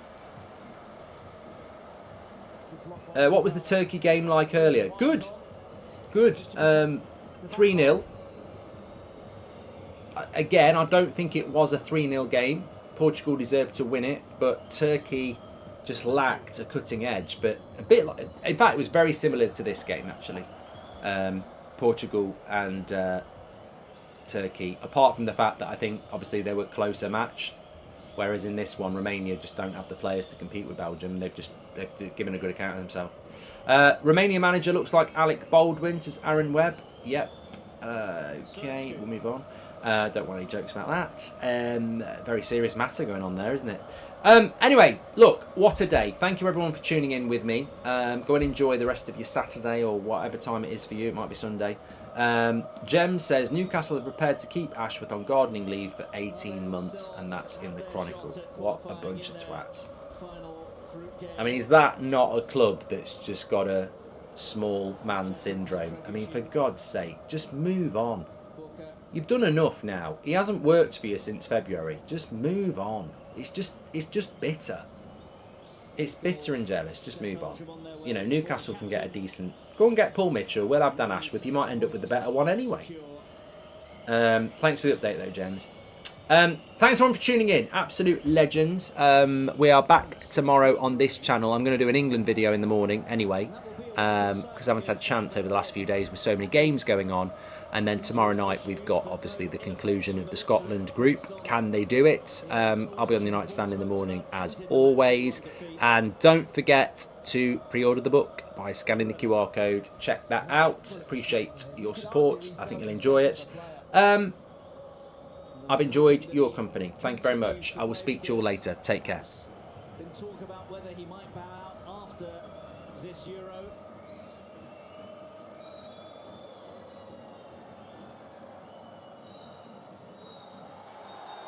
Jurgen Klopp's last season at Liverpool hasn't quite been the fairy tale that some supporters will have hoped. But today, we look forwards. And to do that, I'm joined by John McKenzie and JJ Bull. And specifically, we're going to look forwards to their new assumed coach, Arne Slot, who'll be arriving in the summer. Will he be any good? Who will stay and who will go? I don't know, but I hope to by the end of today's video. I suppose the first question, JJ, is who is this guy? Arne Slot. Arne Slot. Arne Slot is a 45-year-old Dutch manager of football. He used to be a footballer. He was a midfielder. He was quite slow, apparently. He was in FIFA 13. That makes me feel a little too old. Please continue. Well, I've got even more for you. Here's his CV that he sent to us. His curriculum vitae. That's correct, yes. So as you can see, he's the manager of Feyenoord at the moment, but soon won't be because he's going to go to Liverpool. Before that, he was at AZ or AZ Alkmaar. AZ Alkmaar, yeah. Yeah, and this is what he's done. He's won the Dutch FA Cup last week. He's won a league title. He's been to the Europa Conference final. Okay. Some things he's done. And how does he play, John? Well, I've got a really nice play style wheel from the Athletics, Mark Carey, in front of me here. And this just gives us a good sense of what the sorts of things his team are doing are. What Liverpool will be looking at when they're trying to determine if they want Slot is going to be on this side, attack, shot quality, chance creation. This is a guy who's creating good chances and chances of good quality. And then defensively, you can see very strong here. Interestingly for Liverpool, intensity very high as well. So as we know, Liverpool out of possession, a very intense team. So already these are signs of a good manager. But then when we start looking at some of the maybe the more stylistic things in terms of what they're trying to do to create these good numbers, the things that stand out to me, possession team, so he's going to be holding possession of the ball to try and generate chances. And what we see here is deep build-up. So what that means is essentially building up around the goalkeeper. So we see a lot of that. But actually, when you see these sorts of metrics, usually you might expect them to be a team who might be patient in attack. But as we can see, the patient attack, that's a useful metric, isn't it, if you're talking about patience in attack? You can see that's a little bit lower. So what this means is that when they get the ball forward, they're taking shots quite quickly. Right. So what we're getting is deep build-up with possession, but then quite direct attacking. Circulate here is an interesting one because this looks at the relationship between progressive passes and then more sideways passing. Yeah. And you can see they're fairly central in this. So they're doing a lot of sideways passing at the beginning to try and move the ball through opposition lines of pressure. Once they get through that pressure, they're then attacking quite quickly. Okay. So this is what we are expecting from Arne Slot. Elite football, but with quite a lot of dynamism to it. So the sorts of things you might expect from Guardiola. but the sorts of things you might expect from Klopp as well. Okay, well, I assume some of the things that John is showing us here on this wheel are the very same reasons that he would have come up on Liverpool's list. Well, yeah, I think so. The data will have shown up when they're looking for their manager. They'll look to managers that play in a certain style, so this will show up, and that's why he'd be one of the ones they're looking at. But the important thing is that with all these numbers, he wins things. So he's taken teams and made them better. That's one of the things he's done, and he's done it on a real low budget. And he's got a history of making young players better as well. So, for example, when he got to the Europa Conference League final, and the season that one in the summer, they sold basically all the players. So he only had 4 of them left from the starting 11 of that final the following season, and he signed players who were 24 and under. So working with young players, trying to build for the future, which is obviously something you'd like. It's not just Brighton who buy low and sell high. Everyone wants to do that. The other thing is that he is charismatic and good with the media, and that will be relevant to Liverpool, especially having come from Jurgen Klopp, who's the best at it, unless he's lost and then he's really mean to you. So there's loads of things here that will suit what Liverpool want. But he's only really managed in the Eredivisie. He's not managed in an elite league, and things might not scale up the way you want them to. He's only had 5 seasons as a manager, and one of them is in the Dutch second division. It's not a bad thing, but unproven still. And managing Liverpool is a big deal. It's a big deal. Yeah, it's a big jump. I mean, it sounds like from a play style there are some elements of continuity, but there are definitely questions about scalability, John. Yeah, because we're talking about a manager who's clearly very good in the Eredivisie, and we've seen managers who are very good in the Eredivisie come to the Premier League, and there's been issues with porting them over. I am talking about Erik ten Hag. But the question of scalability is what Liverpool are looking for is not a coach who can perform at the highest level of the Eredivisie. It's looking for a coach who can perform at the highest level of the Premier League. It would be weird if they were looking for a coach who could perform at the highest level of the Eredivisie. So the big question that you have to ask is, what are the various trade-offs that are going to be made by these coaches? And what I mean by that is that if you were a coach in the Eredivisie, you may be able to, for example, throw more players forward in attack, knowing that even though you're more exposed, you might not get punished as much as you might in a different league. And for me, the success of managers depends on their ability to be able to modify their trade-offs when they move to other clubs. And arguably, Erik ten Hag hasn't managed to do that so well at Manchester United. I've just got a couple of examples from the Champions League of Arne Slot doing something like this, playing against Atletico Madrid. This is the first leg of their group stage matchup against them. There were, I think, big problems in the way that they structured themselves out of possession. I just want to talk through them. So usually when Feyenoord are playing, they're playing in a 4-2-3-1, so they have 2 midfielders and then a midfielder ahead. In this game, they played with more of a flat midfield 3, so with a 6, they've got number 6 here and then 2 8s on either side, which is a little bit different to what they usually do. The reason I think they did that is because Atletico Madrid have Antoine Griezmann, who likes to drop off in between the lines, so I think they wanted to have a more central defensive player to be able to just cover him. And what this essentially means is that they have 1 fewer player in their forward press. So we've got front 3 here pressing. Usually they would have a number 10 behind with 2 6s behind. And against this build-up structure for Atletico Madrid, we can see they've got their back 3 and then Koke dropping in as a pivot player, and actually it's kind of easy to move the ball through 4v3 matchup. The other problem on top of that is that in the central midfield area, Feyenoord are going fairly man-to-man, and the reason that this becomes a problem is because Atletico are playing with wing-backs. So the big question is, how do you cover the wing-backs? Do you cover it with a central midfielder going out wide, or would you push your full-back up? And as you can see here, this is Gertrude, the full-back, he's pushing out onto the wing-back, and that opens up a huge amount of space between the centre-back and the fullback. So if the opposition midfielder here, as he does, drops into the space, makes a seam run as we call it, you've got to decide, is the centre-back going to come across and cover? Now you've got a massive amount of space between your 2 centre-backs, you're not doubling up on their striker. So what they've decided to do is drop the 8, so this is Mats Wife dropping into the back line and covering that player. Now the issue here is that you've now opened up a huge amount of space because the other 2 midfielders are roughly marking quite close to their men, and so you've got 2 problems here. One is that it's quite easy to build up through this build-up unit, through the 3 pressing players. So if this ball is bounced in onto this player's front foot and he can roll it, he comes into this space and can move the ball forward. And the other problem is that there is a huge amount of space that has to be covered between the centre-back and the full-back, and actually the first goal in this game came from Wife having to cover a huge amount of space. When the ball was played in, he couldn't manage to smother it. I feel like I can see Sandra Bullock in a tin can in the film Gravity. Yes, on account of how much space there is. That's exactly what I thought when I saw this screenshot, Joe. Yes. So this presents problems because you're saying, well, at the highest level, not necessarily being able to solve issues. This continued through the whole game, so it's something that I thought was an issue from the first minute, but they didn't do anything to change that. Presumably because they didn't want to. Yeah, I guess so, or they didn't want to do it on the fly, which raises questions. If he's going to make these kind of problems in the Premier League, what's it going to look like? However, when we come to the next fixture, so this is the second fixture in the group stages against Atletico Madrid, they changed things up. So they switched from going from that 6 with 2 8s in front to 2 6s and a 10 in front. So this is Calvin Stengs.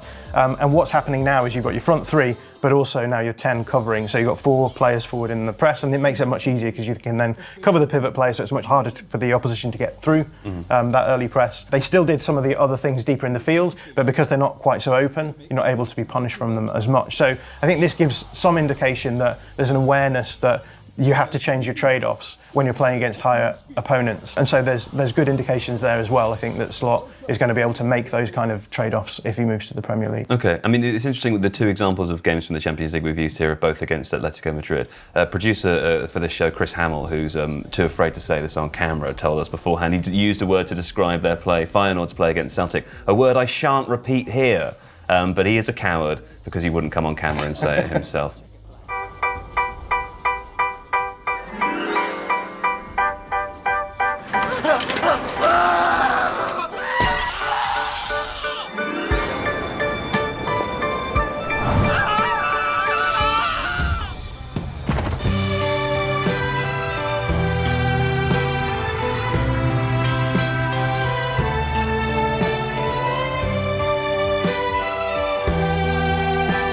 Santai bentar, nggak ada salahnya.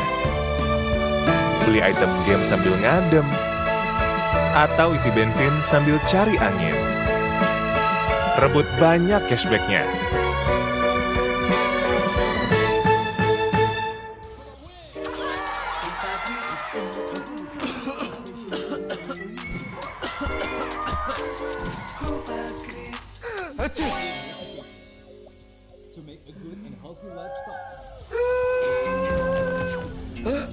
Hufagrid BP bukan itu untuk anak? Sekarang, Hufagrid BP juga ada yang untuk dewasa. Hufagrid BP, kandungan zat aktifnya fokus redakan batuk pilek. Hufagrid BP dewasa, fokus redakan batuk pilek. Okay, well, let's talk about what Arne Slot might be inheriting then at Liverpool in the form of pros and cons. JJ Bull, hit me with a pro. A pro is that Liverpool are good and have very talented players. Yeah. This is the squad. There's some others I've not put in here, but this is like the squad. Really good out of possession structure, this, by the way. Quite hard to get through. I actually think there's gaps. There's gaps somewhere. Yeah, there's quite a central gap here. Yeah. Yes, but I don't mind it. So this is what we've got. Loads of great players here. Probably the best centre-back in the league, the best goalkeeper in the league, arguably. And I'll make the argument, you've got the best left-back in the world. Maybe that's a little bit too much, but he does play for Scotland, yeah. Why not go for it? That's exactly why I did it. Alexander-Arnold is very, very good also. We have great individual players here, so that is a massive pro. And this team we know is capable of challenging for every single competition, really. And the points total you need to win the Premier League now, we worked out, is about, well, an average of about 86 points or something like that, and they can get to there. They can do it. I think that's a really key point. John, what's a pro? Yeah, JJ just mentioned him, but Alexander-Arnold, we talked about how Arne Slot likes to have his teams attack directly with progressive passing. Alexander-Arnold, probably the best progressive passer in world football, and so the ability to take a player like that and stick him into your team and get him playing exactly the sort of football you want is a massive pro. Big bonus. Hit me with a con, though. Well, Jurgen Klopp is leaving. Yeah. And he was also very good. Yeah. And the problem you have with that is that often at the end of an era, teams drop off. There's just small, minute little changes and things here and there where people adjust to each other. Maybe the team chemistry will change because there'll be certain things that come in. There'll be not inevitable. What's the opposite of inevitable? Evitable. There'll be a possibly evitable decline. Yeah. And also I think opponents, like other teams, might sense a tiny bit of weakness and they can go for it like a jungle cat. Yeah. Fair enough. No, I think so. I mean, I'm curious to see, because I feel like there's so much that goes into the end of the era thing that's hard to It's analyse. not statistical, is it? It's more just an opinion, but you've seen it so many times. Like the obvious ones are Arsenal and Man United when they dropped off. Just a small change. The thing they have, the benefit they have, sort of a pro as well, is that because Slot is similar in style to Klopp, there is that consistency. And because Liverpool are so data driven, it makes sense that this would come in and have given some continuity to avoid going from one style to another, which is where you would definitely get problems. Yeah, okay. John, what's your con? Well, my con is actually following on from my pro, because when you have Alexander-Arnold in possession, you have a lot of good things. Out of possession, he does pose some problems. So if you're going to build a team around him, the big question then is, how do I cover his downsides out of possession? And this has been obviously the conversation that's happened throughout Alexander-Arnold's time at Liverpool. So I think this is going to be one of the problems that Slot would have to solve if he's going to build his team around Alexander-Arnold. Do you think he'd put him him as the right-sided defender and move inside like Gertrude does, or he plays as a right back a lot of the time as well, right? Yeah. So I guess he does this season anyway. He has inverted his fullback on the right hand side, so we could maybe see that happening again. Although Gertrude feels quite different profile to Alexander Arnold. But Gertrude, for people who don't know, he can play anywhere from like defence, central defence, midfield. He can play right back as well. He's more of a defensive player, I would say, than what Alexander Arnold is. He's an attacking player put into a defensive position. But that's the thing. Like, I've seen some people talk about how Alexander Arnold might get moved into midfield. I'm still not completely convinced that's the solution for him. I think as well when they play with the fullback going inside, it feels a lot more like what Manchester City do when they invert their fullback. So it's all based around being able to build up through the first few lines of pressure. Whereas with Liverpool, Alexander Arnold feels more like a quarterback. So he moves into a central space just because it opens out the amount of passing lanes he has. But as we've said, he's a great progressive passer. So if you move him central, it just opens out the pitch a little bit more for him as well. So slightly different roles too. One of the interesting things about Alexander Arnold for me is that where he plays in the team tends to change how Liverpool are in possession. And on that note, this week we sent Ruben Pinder out to an undisclosed location in London. It was Fulham Stadium. To ask if people actually know how Liverpool play. Here's what he found out. Today we're outside Craven Cottage asking fans if they can guess which of the Premier League's top three average the most possession. City with the most, Arsenal with the second, Liverpool with the third. I was going to say Liverpool at the bottom, I think. Do you think? Arsenal, Man City, Liverpool. You think Arsenal have the most? Yep. Arsenal 1, Liverpool 2 and City 3. City, Arsenal, Liverpool. Liverpool, Arsenal, City. City, Arsenal, Liverpool. Arsenal, City, Liverpool. Liverpool, City, Arsenal. Pep and Arteta, similar playing styles. Maybe this is what they want you to think. Yeah. Is that a trick question? Yeah. Yeah, Arsenal, City, Liverpool. I think that's about right. Sounds about right. I agree, Arsenal, City, Liverpool. I would say that Arsenal are number 1, Liverpool probably number 2 and Man City number 3.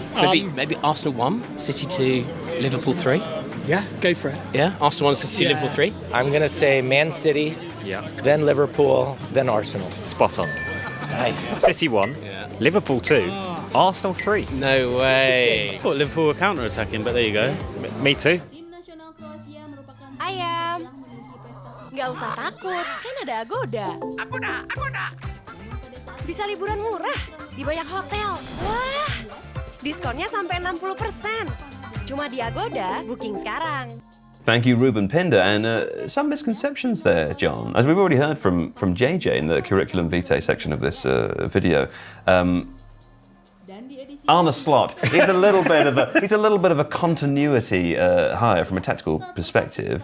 I think given that like me and the British public already don't know how Liverpool play, it's probably worth having a look at what might or might not change under Slot. I'm going to go back to that original playstyle wheel that I shared with you. I emphasised a few things, obviously good at very various things, but not very much patient attack and circulation, suggesting that they're doing a lot of sideways passing, but then direct passing as well. If we fast forward to look at Liverpool's, I did that fast forward, but if we look at Liverpool's playstyle wheel, you can see very similar stuff. Like it's very fast. Yeah, maybe not being as good in certain areas, so shot quality slightly down, chance prevention slightly down, intensity up as we mentioned. But here we go, we've got patient attack, quite low, circulation around the same sort of figure. So what we're getting from Liverpool this season is very similar from a playstyle point of view to what Arne Slot is doing. But to go back to Ruben's point, why is it that people misunderstand what it is that Liverpool are doing? I think everyone knows that Man City and Arsenal play positional play. We talked about that a few weeks ago, and what I mean by that is that they use the position of their players to move the ball, to create free players between the lines and move the ball through lines of pressure. And they do that deliberately. They do that deliberately, yeah. So let's say Van Dijk has the ball here. What he wants to do is to move it through this first line of pressure, and you know the opposition are making it hard for him to pass to Endo. This is a risky pass into McAllister, etc. And so what we see from these teams who like to build up deep and move the ball through those lines of pressure is movement of players and structural setups in order to be able to make that process easier. So we might see McAllister dropping in here so that he can play a bounce pass to Endo even if the player's running with him. And what you've done then is just you've used the position of players to move the ball through lines of pressure. You found a free man in the middle. Endo looks like he's not free in this situation because there's a marker, but because McAllister's moved you can then get through it. So Liverpool very similar to Arsenal and Man City in that they are going to try and build up from deep, move the ball through initial lines of pressure, but once you got through that first few lines of press, that's when Liverpool start looking quite different because as we talked about before, Man City in particular, quite risk averse. So what they're going to do is they're going to play to retain possession. So if there's a player between the lines and it's a risky pass, they probably won't go for it. They'll probably play outside the block, make sure they retain possession of the ball. Whereas with Liverpool, what we get is they get through the first few lines of pressure and then the tempo is lifted, and they're going to try and do quite direct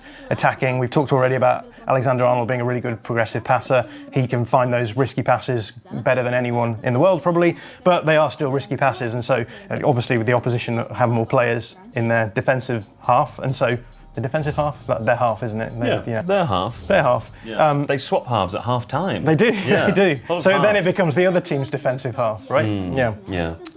But what were you saying? I was saying that they're much less risk averse. That means that they can lose the ball, and that's why Liverpool have to have such a good counter press. Because if they don't have a good counter press, when the ball's turned over, the opposition can then attack them at speed, and that's similar to Feyenoord as well. So we've seen that Feyenoord. Slow build up, get through the first few lines of pressure, then increase the tempo, direct attacking, and then a strong counter press if you lose the ball. You mentioned before that Feyenoord was setting up at a 4-2-3-1 in the Champions League.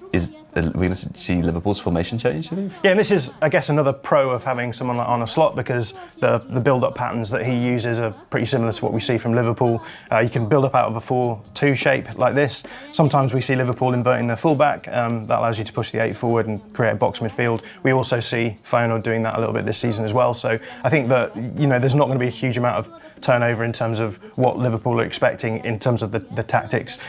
Liverpool have tended to play with like a classic number 6 and then 2 8s, but even when you build up with a 6 and 2 8s, often one of the other 8s will drop in, and you're forming a double pivot anyway. So the same sort of ideas will be there. I think that that's another thing to recommend Slot as a potential manager. There's some other things he likes doing too. One of the things that Slot likes is having depth runs.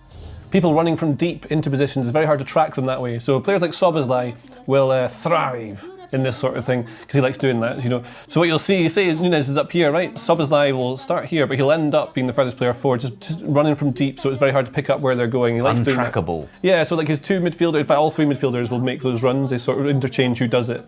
So it could be any of them that do it, and that sort of unpredictability is really useful, especially when people are trying to get you man to man as well. On the counter press point as well, it's interesting because Liverpool kind of dropped off a couple of years ago with this. They had a change of players when they lost, well, not Firmino 2 years ago, it was last year, wasn't it? But Firmino, Fabinho and Mane was when they all left, and they changed the way they were playing a little bit, because this is similar. We see the numbers are very similar to what Feyenoord do. But their counter press, though John and I in the last couple of years have done videos looking at how Liverpool dropped off, and we think it was the counter press really kind of was weakened by the changes they made.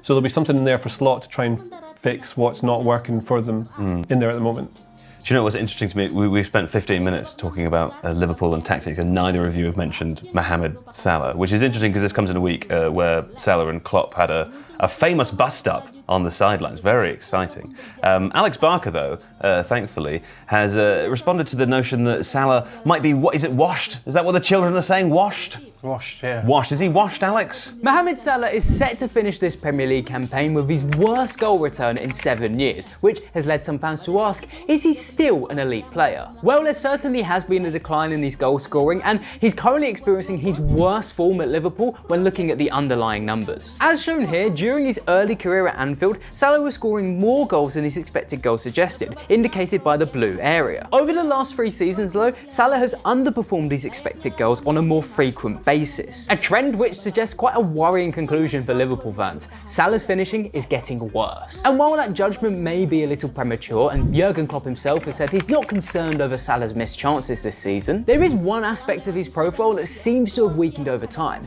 his shot power. If you pictured the trademark Salah goal, you'll likely imagine something akin to his 2018 Puskas winner against Everton, where he cuts in from the right, shoots on his left, and the ball flies in before the keeper can react. Yet when Salah has been in similar scenarios recently, goalkeepers have found it easier to stop his shots. This shot against Manchester United is one such case, where Salah creates space to shoot towards the top left corner, and with the ball in front of him, there's potential to drive a lot of power into this shot. And it's comfortably saved by Andre Onana. There are some statistics that may also indicate a problem with shot power. power, or at least shot quality. Salah's expected goals on target, a metric that Opta uses to measure the quality of a shot, has fallen below his expected goals tally in recent years. Or in other words, Salah isn't able to turn low quality chances into high quality shots as often as he used to. Of course, Salah isn't a striker, his contribution isn't just about goal scoring, he's also a winger who creates chances by taking defenders on 1v1. At least that's what he's done historically for Liverpool. As of 2024 though, Salah's successful dribbles per 90 are an all-time low, while his dribble success rate has continued to decrease season on season, reaching as low as 34%. On the surface, this may not seem like a big revelation. Salah is long past the peak age of an average Premier League winger, which according to The Athletic's Mark Carey is around 26 years old. We could potentially infer then that Salah has lost some speed and explosiveness, and that's why he's not beating his man as effectively as he used to. Yet, there's been multiple occasions this season where Salah has left Premier League defenders in the dust, which suggests a physical decline may not be playing a large role here. What might be the problem instead is Salah's predictability. We've already spoken about Salah's trademark finish where he cuts in from the right and shoots on his left. But he also follows a similar pattern when it comes to crossing. Of the 46 crosses the Egyptian has attempted this season, just 13 have come with his right foot, and only 3 of those have found a teammate. At times he's even looked more comfortable using the outside of his strong foot to cross in these wide areas. But the majority of the time, Salah cuts into cross on his left foot, which makes him more predictable in wide areas and as such makes him easier to defend against. Consequently, it's not surprising that some Liverpool fans feel their attack could be more potent without Salah on the wing.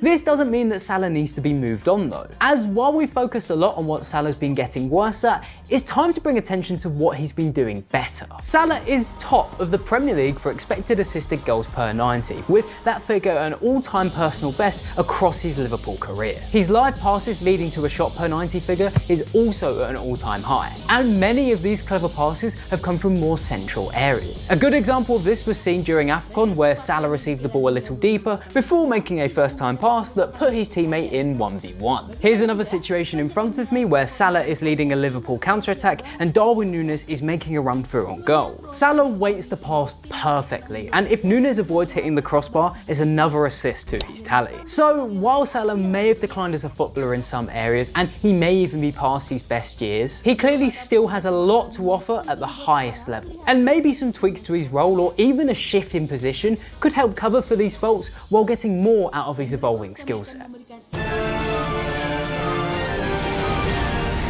Tetap jaga kondisi. Pastikan kemurnian menemanimu. Minum 1 kaleng Bear Brand setiap hari. Bear Brand, rasakan kemurniannya. What do you think? I mean, do you agree with Alex Barker, JJ? Could he move more centrally? Well, I think it's very interesting about the dribbling numbers, because one of the things that Slot does like is having his wingers 1v1 with a fullback, so he'll like to have this sort of situation. Salah's not really that kind of player now. Maybe he plays more inside. It makes everything else like a domino effect. Everything changes a bit more. So maybe if they were going to bring in someone in the summer transfer window, you'd be looking at possibly a right winger, but they do already have Harvey Elliott there. I don't think he's too similar to Salah for me, and maybe an outside right, but they've got Ben Doak, who's a really decent young Scottish winger who can play there as well. Come on, Ben. But like some of the things that, like when you're looking at players they've got and what Slot might like to deal with, one of the big problems that I'd say they've got is that Darwin Núñez hasn't turned out so far to be the player that you might have hoped he would, especially for the money. Do you know, I was listening to the Stadio Football podcast the other day. They had Ken Early on as a special guest, and I'm not going to quote him directly, and I'll probably get this wrong, but he said something along the lines of Darwin Núñez might be Klopp's biggest mistake. Well, they wanted a number 9 who would score goals, and Núñez was a decent looking player on there, and he is a decent player, but he can play all around. He's not this number 9. And like what Slot's been working with at Feyenoord is a young Mexican chap called Santiago Jimenez, who is a really good central forward. Obviously, it's again like skillability with how the manager will adjust his tactics to different leagues. You can't tell until he moves how good Jimenez is. Like some players you can tell, like Suarez in the Eredivisie, you could tell he was amazing. You could just tell. Jimenez looks really good, but it's a different kind of player altogether. But I would trust Jimenez more with his first touch, and if he was 1-on-1 with the goalkeeper, than I would Darwin Núñez. But the problem that Liverpool have is that Darwin Núñez is so expensive, no one's really going to buy him for the amount of money they would want to sell him for. So you've got Darwin Núñez. You've also got maybe Cody Gakpo could play in this position, or Diogo Jota as other options you've got. You don't really have the sort of fox in the box. Maybe Jota's closest to it, probably, that would come in that position. He's been injured out a lot this season, hasn't he? Yeah, well, lots of injuries, but that's one of the problems Klopp's had. But that's one of the things we've been looking at. Another one is that looking at midfield pairing. So the most likely thing you probably have is what they've kind of been doing already, is McAllister dropping in next to someone like Endo some of the time. I wouldn't put Szoboszlai in there. He might be moved more to like the 10 because they press out, well, they defend mostly like a 4-4-2 out of possession. And Szoboszlai would be good at that. You can move all around. That's kind of useful. But they might look at taking in a defensive midfielder possibly. I mean, continuing this then, expectations. What do you think for next season? I mean, my instinct is that lots of supporters are still going to think that Liverpool should be competing for the league. And you said that the team of players they have here are capable of doing that. But is that really feasible? They're capable of doing that if Man City and Arsenal are both not good. Yeah. So they have a team that should be in the Champions League. There's a team who can hit 86 points if everything goes their way. It might not be teething problems because, as we've said, the consistency between managerial styles, and he's meant to be a manager that players like and take to quite quickly. So that will benefit them, and it should be an easy transition. It depends what he brings with him, if he wants to bring any more players in, that disrupts any of the chemistry he's got and what he wants to build. But expectations for Liverpool fans should be that you're competing for every single trophy to an extent. The problem is, as with any manager, if, say, he has a bit of a disaster in the Carabao Cup and you go out in the first or third round, that's going to look bad. If you go out in the FA Cup early, even though it doesn't matter right now really, it doesn't really, does it? It's going to look bad, you know? So then you start getting that bad momentum pulling you away rather than the good one that comes from winning games. But also maybe he'll win every single game. Yeah. Maybe they'll win every game they ever play. I mean, that could happen. From now until the end of time. What do you think, John? Sorry, what's the question? Not about that. Don't answer so. that. But I mean, expectations for Liverpool fans next season. Yeah, well, I think there's potentially a tendency here for the debates about Slot to follow the same course that the debates about Ange Postecoglou have taken this season. We all know that with Postecoglou he's sort of divided the fan base because on the one hand he's made things better than they were, but on the other hand there's a group of fans who think that he's not improved things to the level that they expect. And the debate has become quite tedious. But I could see the same sort of thing happening with Slot. He could come in, play competent football, his team could have a tactical identity, and the big question could then be, is this enough for this manager to actually challenge right at the top, right? If you've just had Jurgen Klopp who came in, took a relatively mid-table side that he picked up and eventually, you know, they were the challengers against Man City. Then the expectation should be, well, we brought in another manager, we've used data to find this manager, he's very similar to our previous manager, so therefore logic dictates that he should be challenging for the league, right? Logic, the enemy of football. Indeed. So yeah, I think that's going to be the big question, is whether or not even has Slot been successful, but has he been successful in the eyes of people who watch the game and assume that you know success isn't constituted by, oh okay, well we got top four just about. It's going to have to be at some point, there has to be an upward trajectory to right at the top of the Premier League. Yeah. I genuinely think how he is with press conferences and journalists generally where he talks will buy him a bit of time if things don't go exactly to plan, because he is quite good on camera. He's fun to watch. He's an entertainer. He's just smart, and he doesn't do the cliche answers to everything that he gets asked, which I think marks you out as someone who actually thinks not outside of the box, because that is a cliche, ironically. But it's just different to, like, Jurgen Klopp would say things that you wouldn't expect of a football manager, and you go, oh, he talks well, doesn't he? You know, like a person, not a robot who's read all the script lines. And I think that does give you something else. Well, there we go. If you like this video, please consider subscribing to the channel. The Athletic is home to some of the world's best sports journalists, including David Ornstein, Amy Lawrence and Rafa Honigstein. With the latest transfer news and insight on every Premier League story that matters, theathletic.com puts you inside football, and you can try it free now for 30 days. See the link in the description.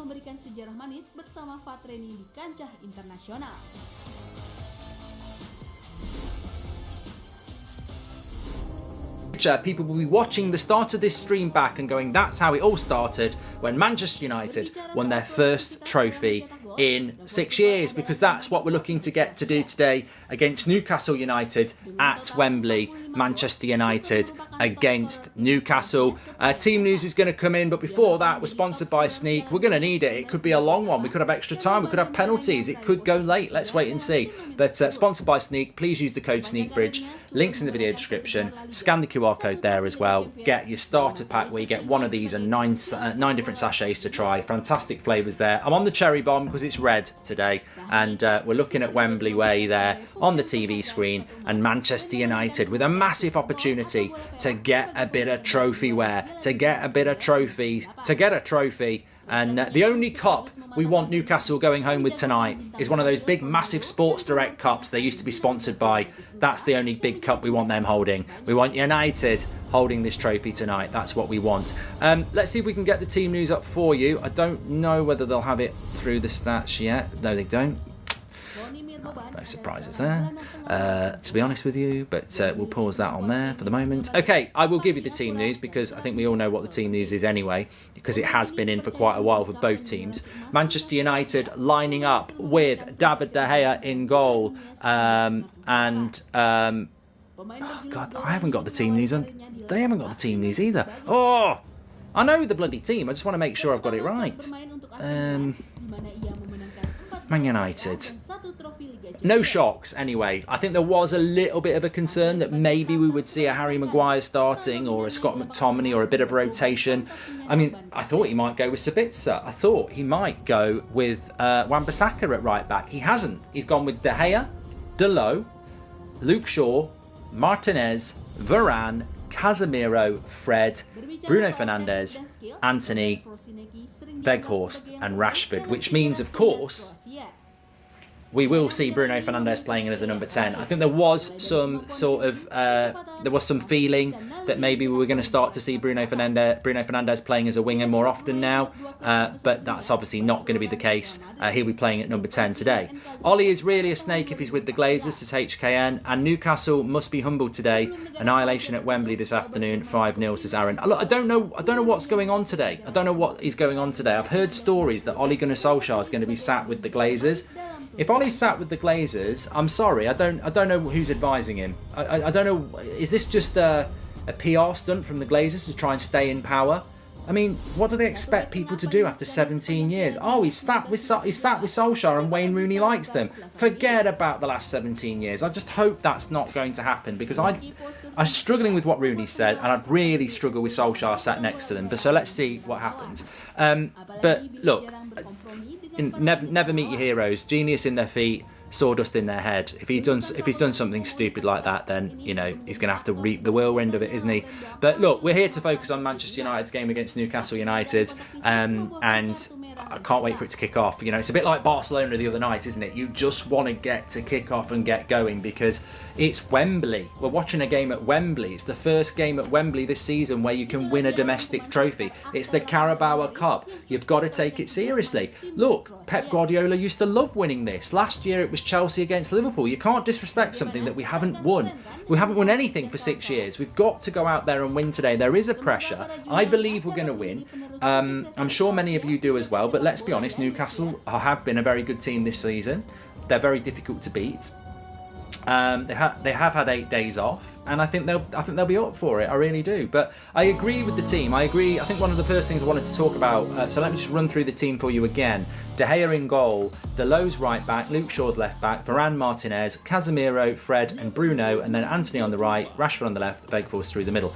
I said in the preview I think Weghorst is going to have a big game. I think it suits Weghorst against the deep, low block. His physicality could be really important. But I also think that Dalot Wan-Bissaka might be quite divisive. I agree with it. I absolutely agree with it. I think that Newcastle are a defensive side, so why play a defensive right back? Play a right back that wants to get forward, and he does. He wants to get forward.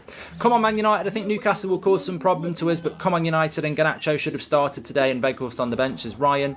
Currently stuck on the M40 with a blown tyre on way to Wembley 40. United fans on coach won't make it to the game, says Jord. Oh, for fuck's sake.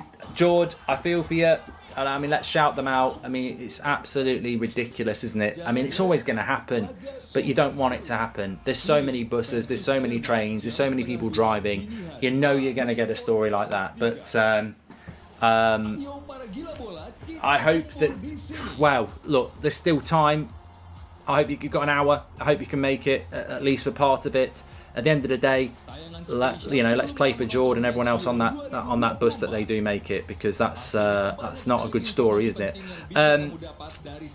Thoughts on you with you, George? Says Adam. Lovely to see the sport in there. And yeah, the Newcastle side. I was just going to bring you the Newcastle side. So let me just get that floating around there. Will the Newcastle team come through? No. Right, okay, we've just got no team news coming through.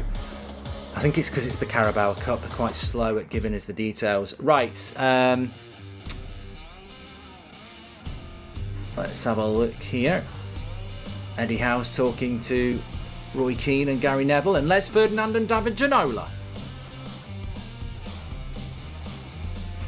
I'm a little bit, I think I'm a little bit nervous here. I'm normally very chill, I'm normally very organised, but let's have a look at the Newcastle lineup.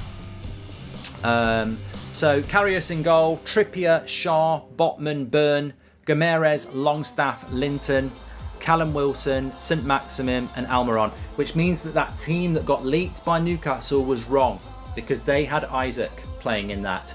Callum Wilson is playing, so the leaked Newcastle team from earlier on, whether that was mischievous or not, just shows you how a leaked team can go out there and not be correct. So it's not the team that was leaked this morning because Callum Wilson is playing and that had Isaac in it. I mean, look, that Newcastle side's good. It is good. You know, whether they've not been winning many games recently, they haven't been losing, they've been drawing.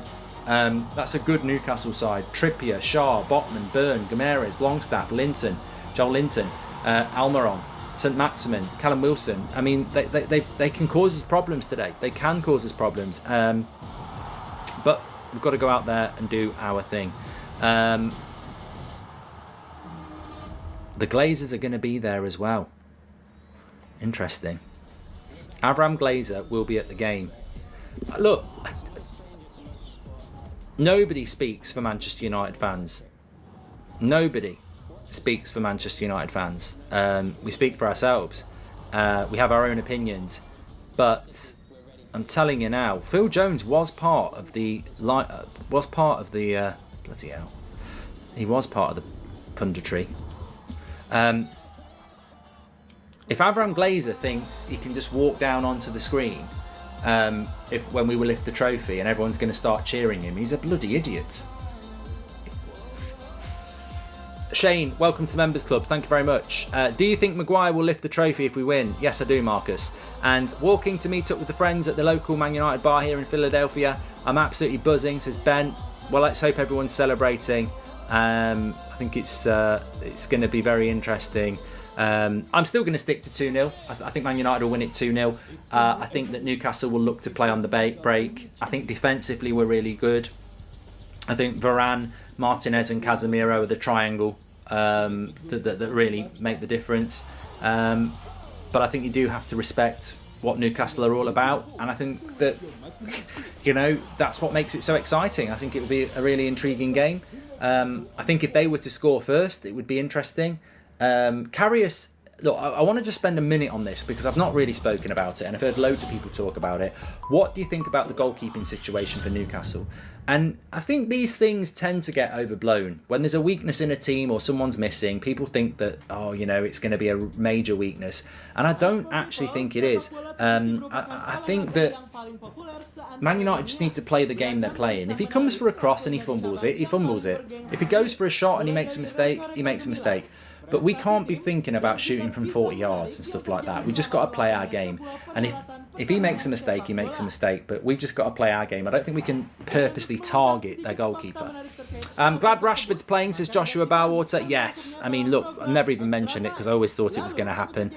United 2-1. Let's do it. Hope the fans rock Wembley. Give it a clear and loud Glazers out. I'd be amazed if they don't play the low blocks, says SK. Do you think Maguire have done that one as well? Welcome to the Members Club, Shane, as well. Lots of people tuning in already, 28,000. Apparently Maguire will co-lift with Bruno. I don't think we need to talk about that, Jacob. I mean, you know I mentioned it on the morning show, but right here, right now, I don't care if Phil Jones lifts the trophy. Like, it really doesn't matter. What matters is to lift the trophy. And Newcastle fans saw him in Trafalgar Square last night, down early for the final.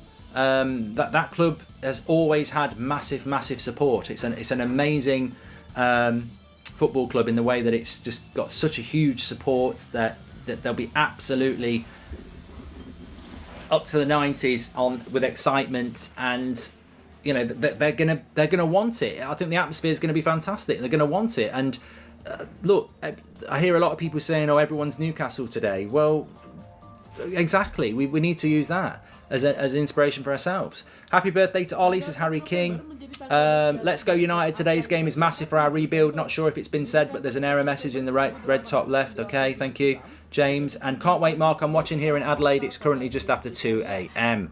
Thank you very much for that. Let me just load that up. Get that back up. Yeah, well, wherever you're watching, we're in for a big game.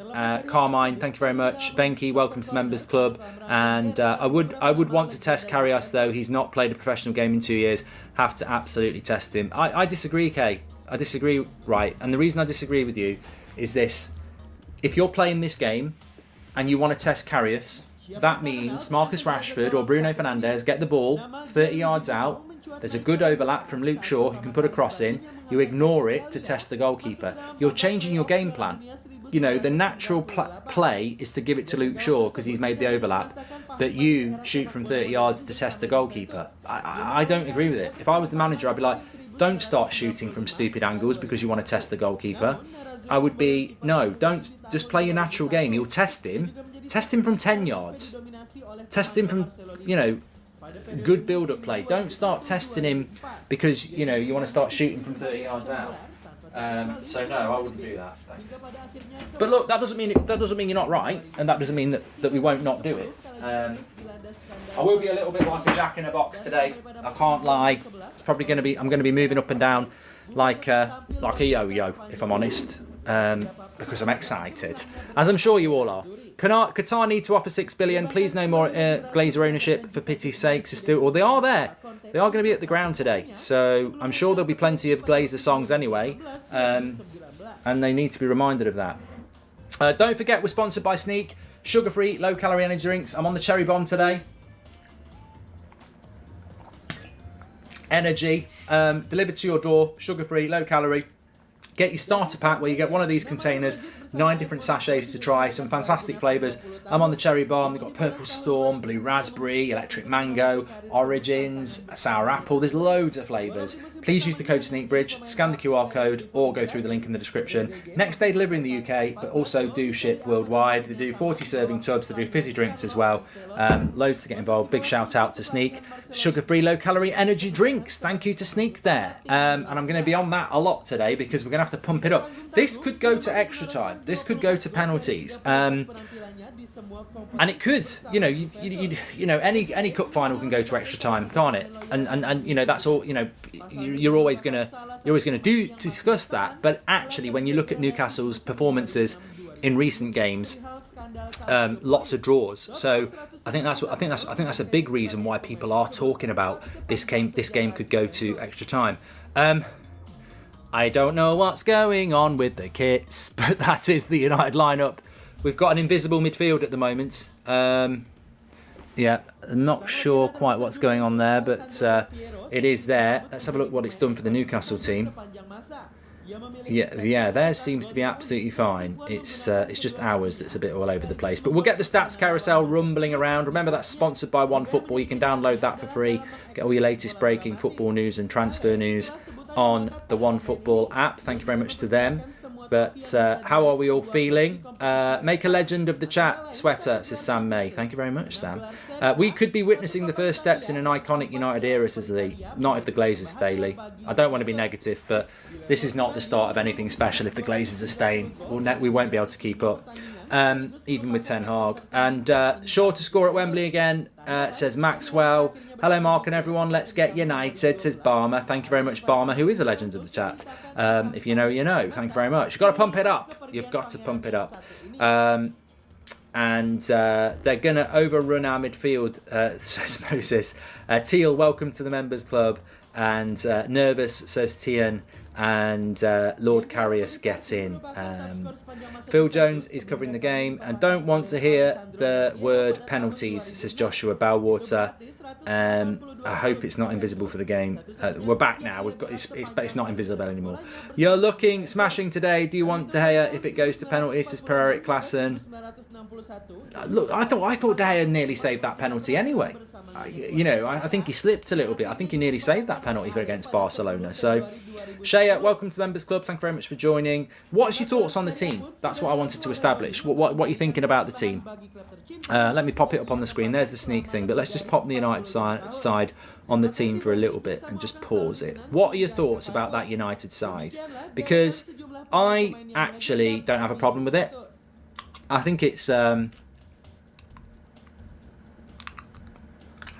me just get myself back. I think it's right. I mean, the one thing I might have done was Sabitzer, but obviously Sabitzer's a fill-in player. He's not a player that Ten Hag wants to start at the moment. I thought when we got Sabitzer, one of two things would happen. He's either a starter like Anthony and Eriksen, who goes straight in the team, or he's just a fill-in player, and he's clearly a fill-in player. He's not a starter. So his midfield is Fred and Casemiro. Got myself a little bit of a brownie here, look. So yeah, apart from that, I agree with Delo because he's more attacking, and they're going to play a low block. So I agree with Delo. Obviously, I agree with the rest of the back four and De Gea. Casemiro, we've spoken about Fred. Bruno, this is the next bit. You could construct a I'm choking on a brownie. They are nice though. I do like chocolate brownies. I don't think I could ever give them up. Can you shout out my wife Vanny, says Siva. There you go. I suppose the next bit of controversy is probably how he's constructed the front four, because there are a lot of options, and I don't know what your thoughts are about it. But you could quite easily have welcome to the Members Club, Shea and Big Saf, and Raz says Fred did well in the second half against Barca and deserves to play. Yeah, I don't think anybody can argue with that. The front four, there's lots of things he could do. He could have played Rashford down the middle. He could have played Sancho off the left. He could have played Weghorst at 10 and put Bruno on the right. And there's loads of things he could have done. So it's not a foregone conclusion that's the best front four to play. But that's the front four I would play. I like Rashford off the left. I like Anthony off the right. We've got no one else to play up front other than Weghorst, and I like Bruno at 10. I've got a funny feeling that this game might suit Weghorst, and therefore I think I said it in the preview. 45 minutes, it's worth a try. I don't think it's going to do us any harm to do that. Treble champ, I'm blocking you, mate. Sorry. Not being spoken to like that. I'm looking for a disciplined, controlled Andrew. Sorry, Andrew, I've missed your super chat there. I'm looking for a disciplined, controlled performance in order to frustrate Newcastle. We have the players to hurt them when the chances come. Thank you, Andrew. Very strong team from both sides. Will be an amazing game. Don't really want to see Maguire lifting the trophy, rather Bruno lift it. But come on, says Jacob. Jacob, I think we've got more than enough to concern ourselves with. Like, Harry Maguire is the club captain, isn't he? And Jim, welcome to the Members Club. Harry Maguire's the club captain. As long as he holds it up with Bruno, I haven't got a problem. Avram Glazer's going to be there, and somebody said Solskjaer sat with him. If you want something to get outraged by, that's it. Avram Glazer, who hardly goes to any United games, never does any interviews, and has rammed this club into the ground, turning up for a bit of bloody silverware. That's a bloody disgrace. And if Solskjaer sits next to him, that's a disgrace. Leave Maguire out of it. Hi Mark, in 5 years' time when we look back at United's seasons, what would be considered a success for the Ten Hag era? In 5 years' time, depends who the owner is, mate. Can't tell you anything about success until we've got the owners. If it's 5 years of the Glazers, he'll do well to win the Carabao Cup again. Junior says, big shout out to my son Mason. His last cup final, he was 6 years old. He's buzzing, says Junior. Big shout out there. Do you think we will finally see the Casa-Sabitzer duo today at half time? I don't know, Broken. Are you worried about St Maximum against Delo? Wan-Bissaka would be better 1v1. Robble, I sort of agree what you're on about. If you want to keep St Maximum quiet, use Wan-Bissaka. If you want to push St Maximum back and exploit his defensive weaknesses, use Delo. We want to attack. I think Delo's the right choice because we want to attack. Wan-Bissaka's a defensive right back, and Delo's more offensive. Hi Mark, who's scoring first today? My prediction is 3-2. Rashi being the first one and Bruno winning man of the match. I love that, Arad. Mark, during a corner kick, do you think Fred should kiss Dan so that it will allow Weghorst to score? I don't know what we're talking about there. Sapatashi, just one thing, Sabitzer switching play is good, but he might be thinking of using Fred to stop the counter with Bruno against Bruno Gomes, says Sapatashi. Anthony, definitely the choice versus Newcastle. We can always switch up second half if needed. I'd like to start fast. Sancho later and Sabitzer if needed. Creativity, says SK. Kunwar, welcome to the Members Club. I'm happy with the team. There it is on the screen. I'm happy with the team. Would I have changed anything? Avram's just arrived at Wembley. Free scarf. I wouldn't have changed anything about that team, really. I'd like to have seen Sabitzer in the midfield, but I completely get why Fred's playing. And also, remember, Fred played really well against Barcelona, so why should he miss the final? The only reason I thought he might change it was just to freshen it up, and he's not freshened it up at all, has he? You know, that's basically the team that played on Thursday night, so there is no rotation, there is no freshening up. What kind of Fred are we going to get for this, says Kale.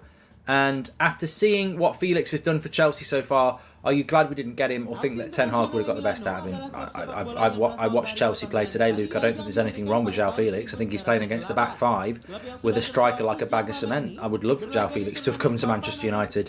But thank you very much for the super chat. Matthew Paul says, Mark, grab a pen and jot this down. Man United 2 up before the 30th minute. My gut is saying Man United will blow Newcastle away. Have a great game, pal. I hope you're right, Matthew. I have gone 2-0, but I don't know about after 30 minutes.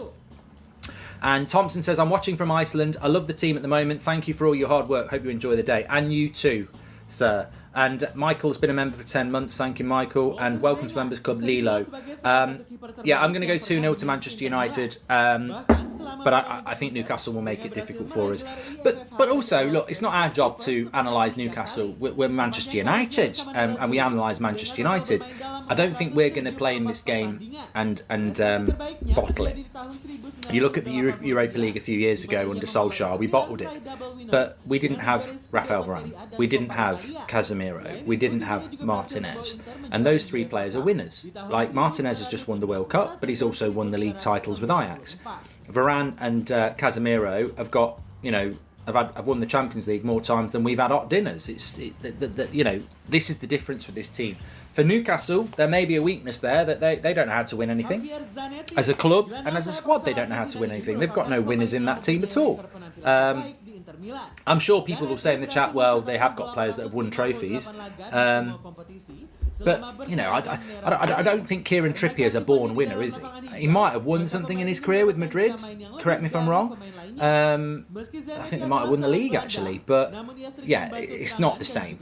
We've got the better squad, we've got the better players, and we've got the better winning mentality. And we've got the better manager. We are the favourites. Let's go and win it. But Newcastle could do something. Jacob says, I didn't know about the Glazers sitting there. Absolutely disgrace. Can't wait to see us lifting the trophy. Defence will be vital, says Jacob. Would you sacrifice this for the league title, says Million? I don't think we're in the league race. I think you've got to go to Anfield next week and win, and then you start to talk about whether we're in the league race. You take what's next in front of you. And it's the same in life as well. If there's an opportunity in front of you and you like it, don't pass it up because you might find something better. Because often you'll realise you should have took that. This is a great opportunity for this team. The next game is the most important game. Let's win it. I was thinking about the game on Wednesday night against West Ham. To be honest, that is low-hanging fruits. I don't really care. We beat Barcelona, that was a priority. We win today, that's a priority. We win at Anfield next Sunday, it's a priority. But I'll guarantee you, if we win tonight, I will want to win against West Ham, because I'll be thinking, I liked that. I liked that Wembley Cup final win. I liked the feel of it. I want to win the FA Cup as well. And that's what the players are on the verge of here. This game has sort of crept up on itself so quickly, hasn't it? Newcastle have been buzzing about this all week. We haven't. We've had that Barcelona game. So I'm absolutely ready for this. Absolutely focused on this. Absolutely can't wait for this, because I like the way it's, we've barely got over the Barcelona game when we're playing at Wembley. This is at bloody Wembley. You know, I'm looking at my TV, it's Wembley. You know, it's massive. It's a cup final, there's a trophy. You win this and these players, they've got a winner's medal. A winner's medal. Marvin's talking about momentum, I'm talking about winners as well. You win a trophy and you know, you wake up in the morning and you know you've won a trophy. There's no if, buts or maybes, potential or consistency. You've actually delivered a trophy. So, yeah, what are those trainers that Phil Jones is wearing? If anyone's got it on, I like those trainers, but I don't know who makes them. And if he can wear them and look good, imagine what I'd look like. Can you shout out... Oh, sorry, I'll have to catch up here. Watching